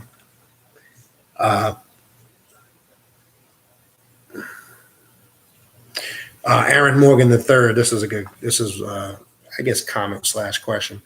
look at what you're saying when we use the term common sense. What does it mean? Would that mean a general sort of knowledge that all people should be endowed with? I would say yes. Like, all right, for an example, general, the stove is on. It's hot. Don't put your hand on it. That's common fucking sense, right? Some people don't have that, unfortunately. Or, just getting basic things done. Like, all right, there's another form of common sense. Some people can do complicated shit. Like, for an example, they have a lot of book knowledge. They can decipher things and get into alchemy and all this intricate shit, but they don't have common sense when it comes to maybe basic things as taking care of themselves, do's and don'ts for their personal aspect of self. Putting things, let's per se, putting things in their body they shouldn't put in there. Common sense, and some of us know not to do these things, but we go ahead and do them anyway. Or even from a spiritual perspective, we'll ask questions. Let's per se say that really the answer's smack right in front of us, but we'll go ahead and continue to ask the same question because we're not applying basic common sense to it. What I mean by that is sometimes people are looking for a deep ulterior meaning. Sometimes everything is not deep and spiritual. It's just a very simple answer. Like, for an example, so many times I've done classes over the year, somebody will ask a question, like somebody asks a question, right? They'll go, I know questions came up earlier about, or I get this question all the time, do you worship the devil or Satan? And I'll say no, and that's it, and I'll just stop. And they want this long, drawn-out answer. You ask the question, that's the answer. The answer is no. So you can use that common sense terminology. It can be applied, again, in many different aspects. On a very basic, mundane level, like, look, the stove is on. It's red hot. Don't put your hand on it. That's common fucking sense. Or you can take it up a notch. But yes, I do believe, it's just my opinion, there is a general sort of knowledge that all of us should be endowed with. That's just my opinion. Might be others to beg to differ, unless, let me make this clear, unless you are born with some type of, or you have some type of mental illness or sickness. So I want to exclude that. I'm not talking about somebody that is dealing with an issue that it might impair their common sense or judgment. We're talking about normal functioning people, if there is such a thing. All right. What else we got? Straight Panther type. So overall, Luciferian is having a scientist mentally and spiritual alchemy. I would say that's part of it. I wouldn't say overall. I wouldn't say that would be the overall aspect because there's many dynamics to it, but you could definitely include that. Patrick Bateman types in worship or pay homage. I guess that might have been a reverence to ancestors earlier. I'm not sure. But I'd rather use the homage. Yes, Epic typed in her. Do you think the temple is your mind? In the sense of what a temple represents spiritually, a place to gather and grow information, knowledge, and spiritual? Yes, most definitely. Remember, it even says in the religious Christian Bible that God don't dwell in places made by man's hands. So why is everybody going to church? Or is that a contradiction? Or am I interpreting that wrong? See, brother, you just don't understand. I fucking ask the basic Christian, what does the word church mean? They don't even know. Just ask the average Christian, what does the word church mean? They don't even know it's a Greek word that means congregate. So if you don't even know what the word means of the place you go every week, not only that, ask them what the word Bible means. It comes from the Greek word biblios, which means small book. That's not a small book. Most Christians don't even know that. So if you don't know the title on the outside of your book means and the place that's named there you go every week, if you don't know the meaning of them, I can't even have a conversation with you. That's fucking beyond crazy to me. And I'm not saying all Christians don't know what the word biblios and church mean, but average one, they don't know what it means. And to me, that's pretty sad when that's two of the key words that are the foundation of your religion. Gypsy God's typing, Brother B, even on the path, people still confuse a deity and self-deification. One says, hail Lucifer or hail Lilith, as I do often in someone, and brother said, hail thyself. Well, Now, you could be saying those things. Now, again, if somebody is externalizing it because that's the visualization they need to create an image. If they're saying Hail Lucifer or Hail Lilith, and they're creating an image in their mind's eye, if that works for you, that works for you. But if you're saying Hail Lucifer, Hail Lilith as an aspect of the Luciferic or Lucifer energy that resides in you, you could still say that. But as you're saying it, what thoughts are running through your mind when you're saying it? You could say hail myself as Lucifer. You understand? To me, that's how I incorporate it. When I'm working with art, I would use any archetype along those lines. That's me. But if somebody needs to externalize it and it works, power to you. Stuffed dog, temples, mind, body, soul, in my opinion, we live in all of them. True indeed. And that's a good point, Emperor. I worship, but I don't grovel before no one, human nor spirit. And that's good. Okay, I think I answered the question. Do you think the temple is about your mind and your brain? If you apply that concept, yes. All right, what else we got? Emperor Fire, I love her. Lilith is my Asian goddess. Cool. So overall, Lucifer, okay, I think that must have backed up. Okay. No questions to be. There's no questions to be sorry about anybody, or no questions you can't ask. Okay. Epic. I don't worship a god, but all my ancestors. Okay. That's correct. Your mom is your dad, and that's again the first reality in everything is you exist, and everything that you confirm proceeds from you exists as a reality. That being your mother, your grandparents. That's what real ancestral reverence is about. Black-eyed shorty. I don't know types. I typed upside down. Let us in 3. Whatever the fuck you typed upside down.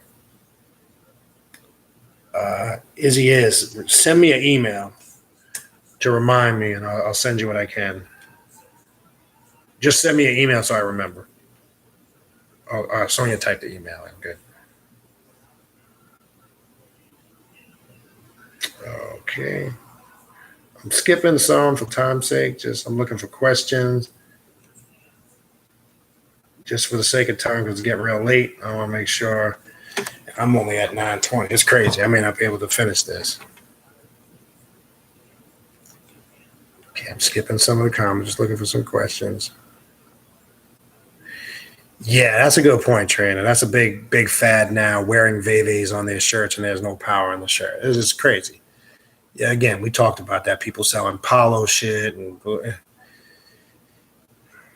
I don't fuck with none of that. Now, it's different. It's different if we'll talk about that. Charged up that way, but that's a different story.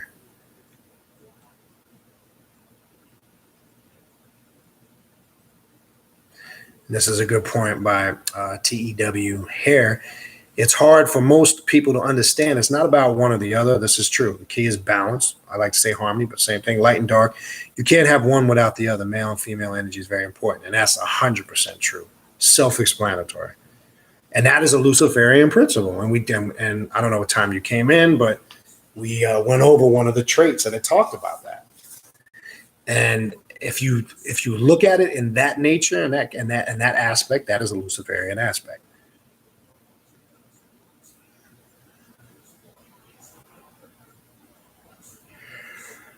That's true. TEW here. I tell all people all the time, anything they feel is a fact can be debunked. That's correct. And that's why when we were talking about earlier, is there such thing as absolute truth?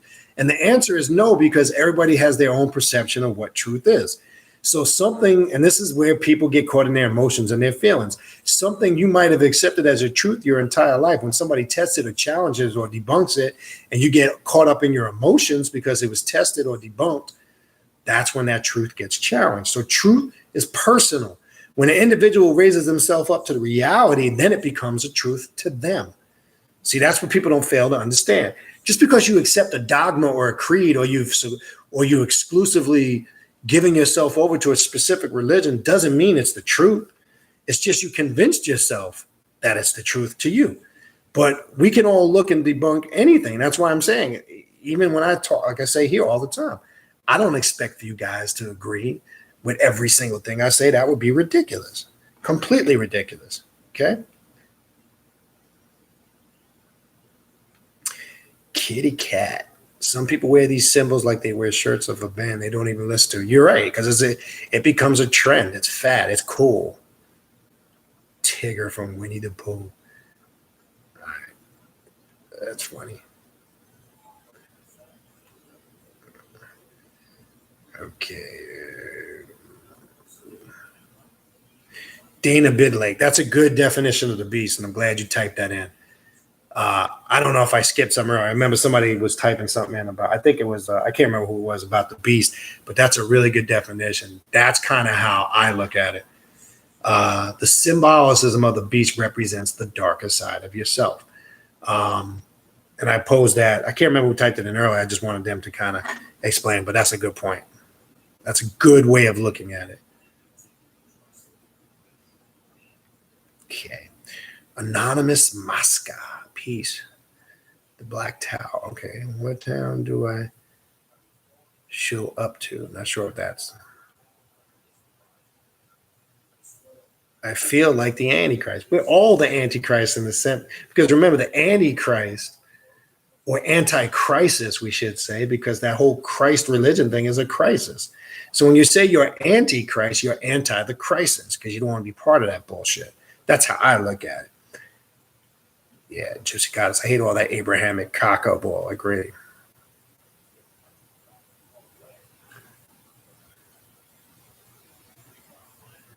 I'm not sure if you meant, when you type in the 6 pyramids, and I think you meant Sphinx represents. I'm not sure. Maybe that could have been spell checker, so I don't want to address that because I'm not sure what you were referring to. Anonymous Mosca. Yeah, the 7 African powers, we did a whole video. We were talking about that on the Papa Legba video. And we do work with that. I would look at 2 videos before we go into that. 2 or 3 videos prior. No, it might be a few. You'll see the title, though. I would recommend you go watch that. Tyrek, ultimate of all things. All right, we're getting there, people. Magic is natural when you don't see it all around you. Something terrible has happened. It is time to regain our magical eye.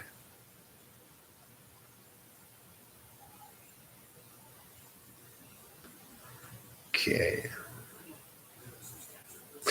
This is a good point right here by Tarot.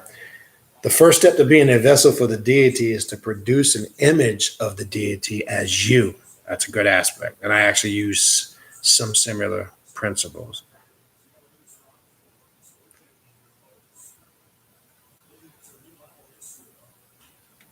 Okay, I'm skipping just the comments. I'm just looking kind of for questions unless something stands out to me. Radic, the book was The Magic Candle, if you didn't get it, by Charmaine Day. Oh, I see someone typed it in. It's at the bottom there. Okay.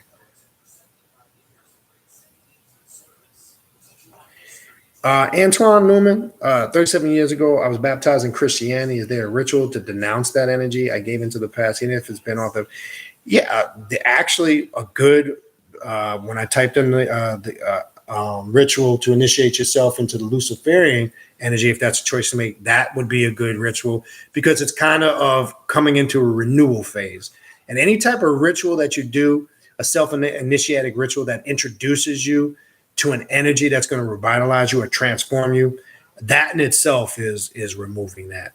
Now, you can create your own, what we call a deconstruction, reconstruction ritual. You can take a symbol that's symbolized with that aspect of Christianity. Could be your Baptist, if you have a baptism certificate, you probably know if it was that long ago, or some type of other symbol, and in the ritual, kind of destroy it some way, burning it, etc. And as you're burning it, visualize whatever energy you were connected to, you separating from it. An always self-created deconstruction, reconstruction ritual is very effective for something like that.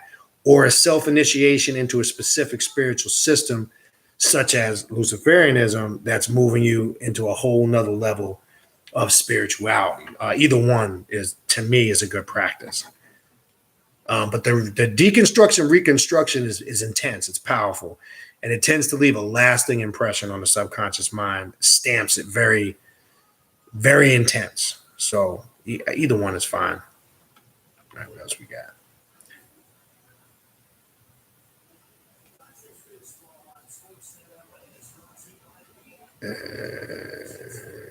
Okay, I'm skipping some of the comments.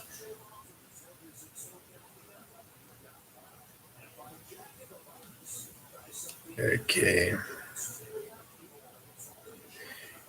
Deep Pa. As do I play? I used to play a lot of chess. I'll be honest with you, I haven't in the last probably 5-6 years. I'm younger. We used to do that a lot. I mean, we used to have chess tournaments, especially in the summertime in New York. We'd sit out at, oh man, it was a big thing. That, dominoes. Yeah, you bring back some memories. I'm sorry, I'm sitting here. But short answer to your question, as of late, no, because I'm so damn busy all the time. But no. Gilberto Martinez. In the past, I have practiced witchcraft and I've always leaned toward darker energies. I felt I was doing really well with it. I saw results in both the physical as well as my emotional well-being. Okay, maybe there's more to it as I go down. Okay, there is. I read once that if you turn back on your craft, that you would lose everything you gained. I left it eventually as my family life started to take more of a priority. Do you feel this is true? You know what? Yes. And no. You got to understand, when you're on this path, utilizing, prioritizing your time is critical. And I always tell people that's magic itself. Now, you never should disregard anything when you're working. I don't care what spiritual system is. Always handle your responsibilities and your family. That should always be in order. If you're doing things that are interfering with that, then you need to come up with a methodology where you can give the proper time to both. And I know it's sometimes hard in this day and time with we're living in such a fast-paced world where it's hard to balance personal life, work, spirituality. But, to your question, you make some valid points.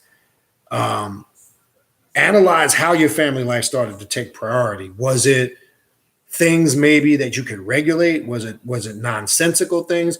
Was it critical things like providing food, clothing, and shelter and handling your business?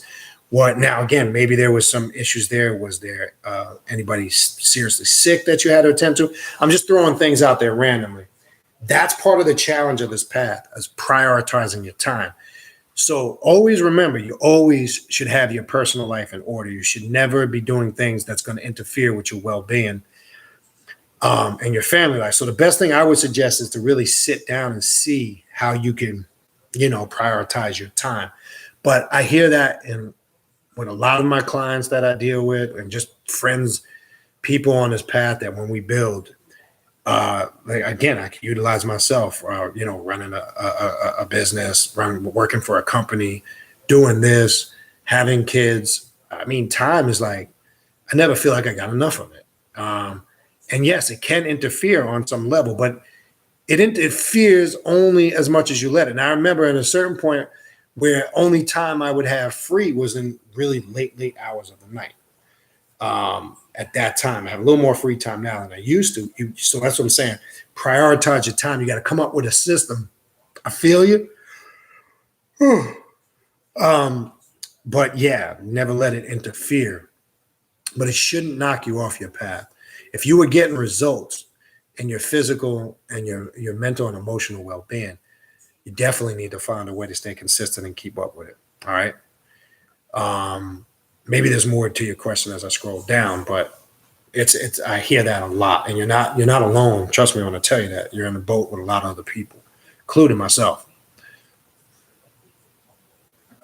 Now, I don't know if you turn your back, when you say turn your back on your craft and lose everything you gained, if you're saying that in regards to not staying consistent, yeah, because your power diminishes. If that's in regards to you meant it. Not in the sense, I don't think you meant it in the sense in a spooky sense, like something bad's going to happen to you and you lose. No, yes, you will lose it in the sense if you're not consistent at anything you do, your power becomes weak and you're not going to benefit from that. So, but that's some good points. Amazing Nini typed in. Amazing Nini. Hi, Mother Newbie. Just got in late, so I don't know if you already mentioned this. I hope, can you answer this? Can you work with Santisima and Lucifer at the same time? Now, this is just my experience, and a lot of people will probably tell you similar, not just of opinion, of experience. I'm going to tell you this with Santissima Muerte, the Holy Death. I would not mix that energy at all with anything. Now, having said that, I'm not saying you can't, but those who have found it creates conflicting energy in the psyche. Santissima Muerte is a very unique energy in itself. It's what's classified also as what they would classify in that system of spirituality as a very jealous spirit. In short, I would recommend no. I don't suggest you do that because of the energy and how volatile it is with the Holy Death. Again, I make this clear too. I don't tell people what and what not to do. I'm saying that based on not just my experience from people that have similar experience. Now, if you're one of those individuals that needs to find out on your own, power to you. I just don't recommend it. When I say it could create disturbances in your psyche, a lot of conflicting energy. People have tended to got severe headaches, lack of this physical aspects of it, not being able to focus on certain things and other rituals that you're connecting with it. It's just also like you'll see a lot of spiritualists will tell you her altar needs to be by itself. And I recommend that too. Don't mix that with anything. I don't care if it's similar energy. I keep that completely separate in itself. It's a very volatile spirit when you activate it. And when it runs amok, it can, I don't say this in a spooky way, but it can create some interesting circumstances. So my answer to that would be no. Okay. What else do we got? Damn. Hold on. Almost there. Lost my spot. Almost there.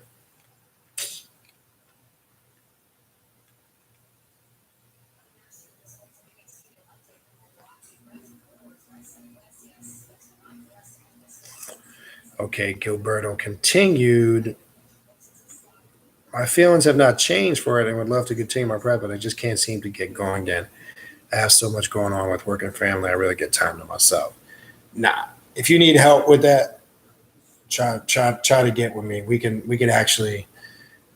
There's methods you got to set up your own system. You can.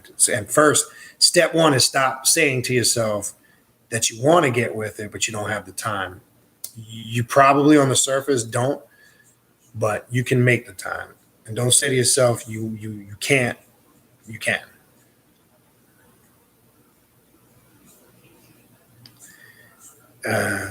Amazing Nini typed in. If you always ask Saint Michael for protection, is it still possible to work with Lucifer? Now it depends on what aspect of Saint Michael you work with.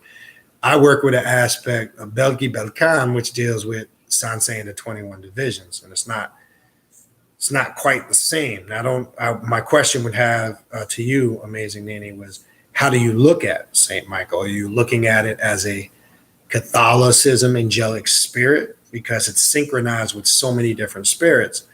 You could, because you would say in the religious sense, how can St. Michael and Lucifer, not from a religious perspective, because they wouldn't mix, but I would have to find out what your perspective of St. Michael is. All right, Black Tower's out. We're almost done here, people. We're about to wrap this up. Gilberto Martina, I just can't get into like I once could. What would you suggest I do? Again, find an avenue that stimulates your passion. Find a specific system. There's got to be something that would stimulate your passion, and maybe do a ritual that's centered around creating that motivation or that energy. That would be, there's a multitude of things. I would try that.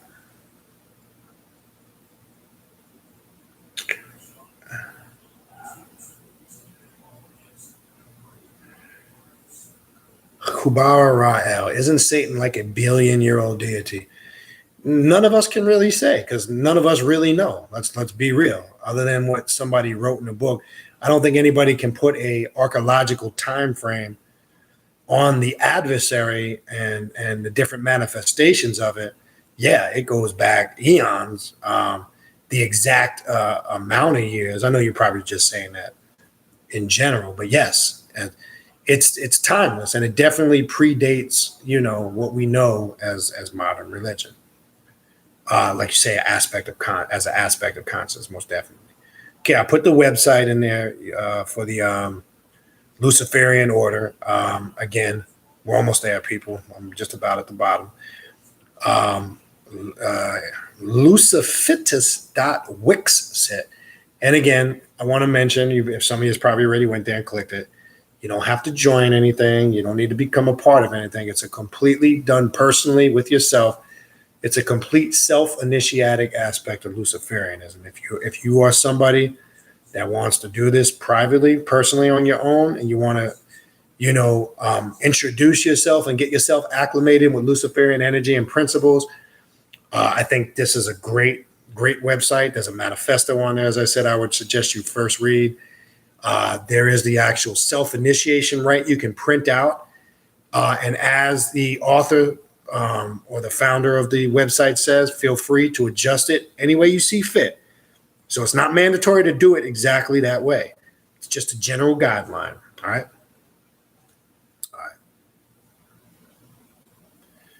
Yeah, amazing, Nini. If, again, your aspect of Saint Michael, most people on the surface that are religious would tell you no, because they look at Saint Michael and Lucifer from a religious standpoint.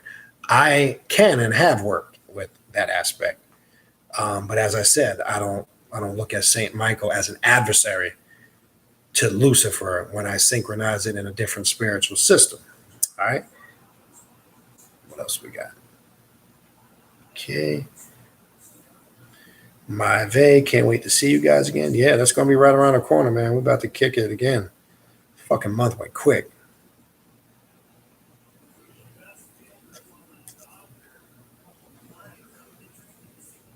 Yeah, I have a big of when I work with Voodoo. I have a stat. Like I said, I work with an aspect of it too.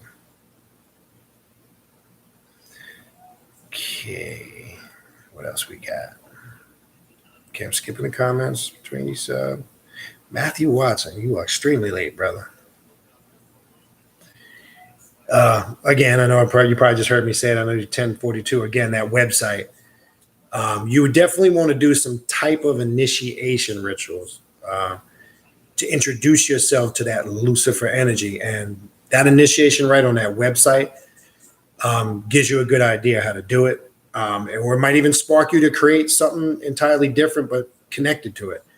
So I would definitely look into that self-initiation ritual, because it definitely gets you acclimated. It's a very intense ritual. It's going to open up your perception on a whole different levels. It's going to open up how you look at things.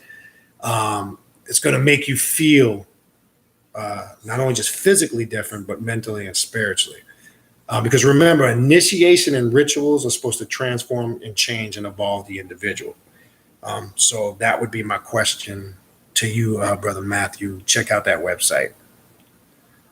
All right, what else we got? Almost there. We're at 10:45. Getting there.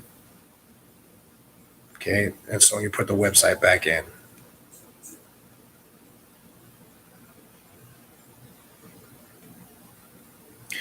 Gilberto, no problem, brother.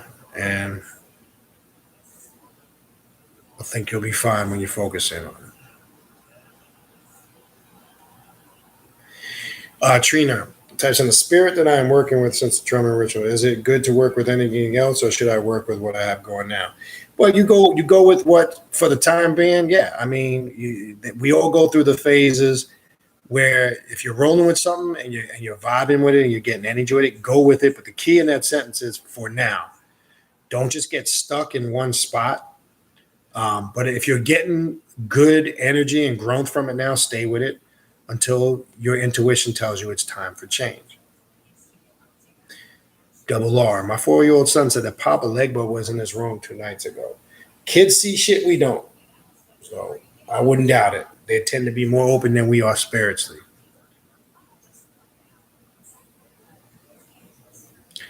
Proton Davis, is the cross a spell or idol? Because I notice everybody wears them, including the popes. Well, it it could be a combination, really, of both.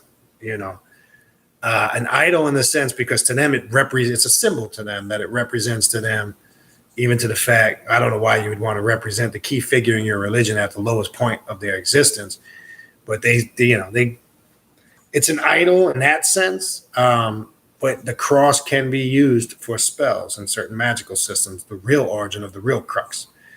So, yeah. All right. Yeah, good night. I'm almost there. I'm right behind you. We are there. A couple more. Yeah, I do need to get some sleep. All right. We are at the bottom. I'm going to leave it there. Went a lot longer than I thought. Okay, so real quick before we go, before everybody leaves, again, for the ritual on the 28th, you have until next Wednesday to request an invite. If you are interested in a spiritual consultation or a reading, you can contact me. Again, I charge $52 to do that. If you can get to me in person, $50. It lasts for an hour, and specify if you want a consultation or a reading. They're two different things. Also, the second Friday of every month, I changed it, not the first. I made a change because I realized it would be piggybacking off of the monthly ritual. We will be doing a black mass geared around the Prince of Darkness, set with a class to follow. If you would like to come to that, all you got to do is email me. And then this Saturday, we do have a drumming out on the beach in Pompano Beach here in North Fort Lauderdale. All are welcome to attend. We're going to start at 7:30 p.m. We will be meeting in the parking lot of the beach. I will resend these flyers out for these events over the next few days. Anybody's welcome to attend that. If you're a drummer, bring your drum or any type of instrument connected to that. Feel free to bring it. You can contact me. Sony has the email in there, khnum19@gmail.com. And that is in the description box. And again, this is just the first part of this series. There's a lot more to go over on this. There's going to probably be probably two more parts. There's probably 3 parts to this to get through everything I plan on getting through. And that's it. That's pretty much it. Appreciate everybody tuning in. And more than likely, Friday will probably be the next time I come on. Not sure. Tuesday will be a regular night, though. I will say that. I was doing Monday, but Monday don't work because I get done doing what I'm doing late and I got to rush. But I definitely am going to keep Tuesday as a regular night because it works out for me, and then possibly another night here and there. But I'll let you know. Appreciate everybody tuning in. Peace, love, and hair grease.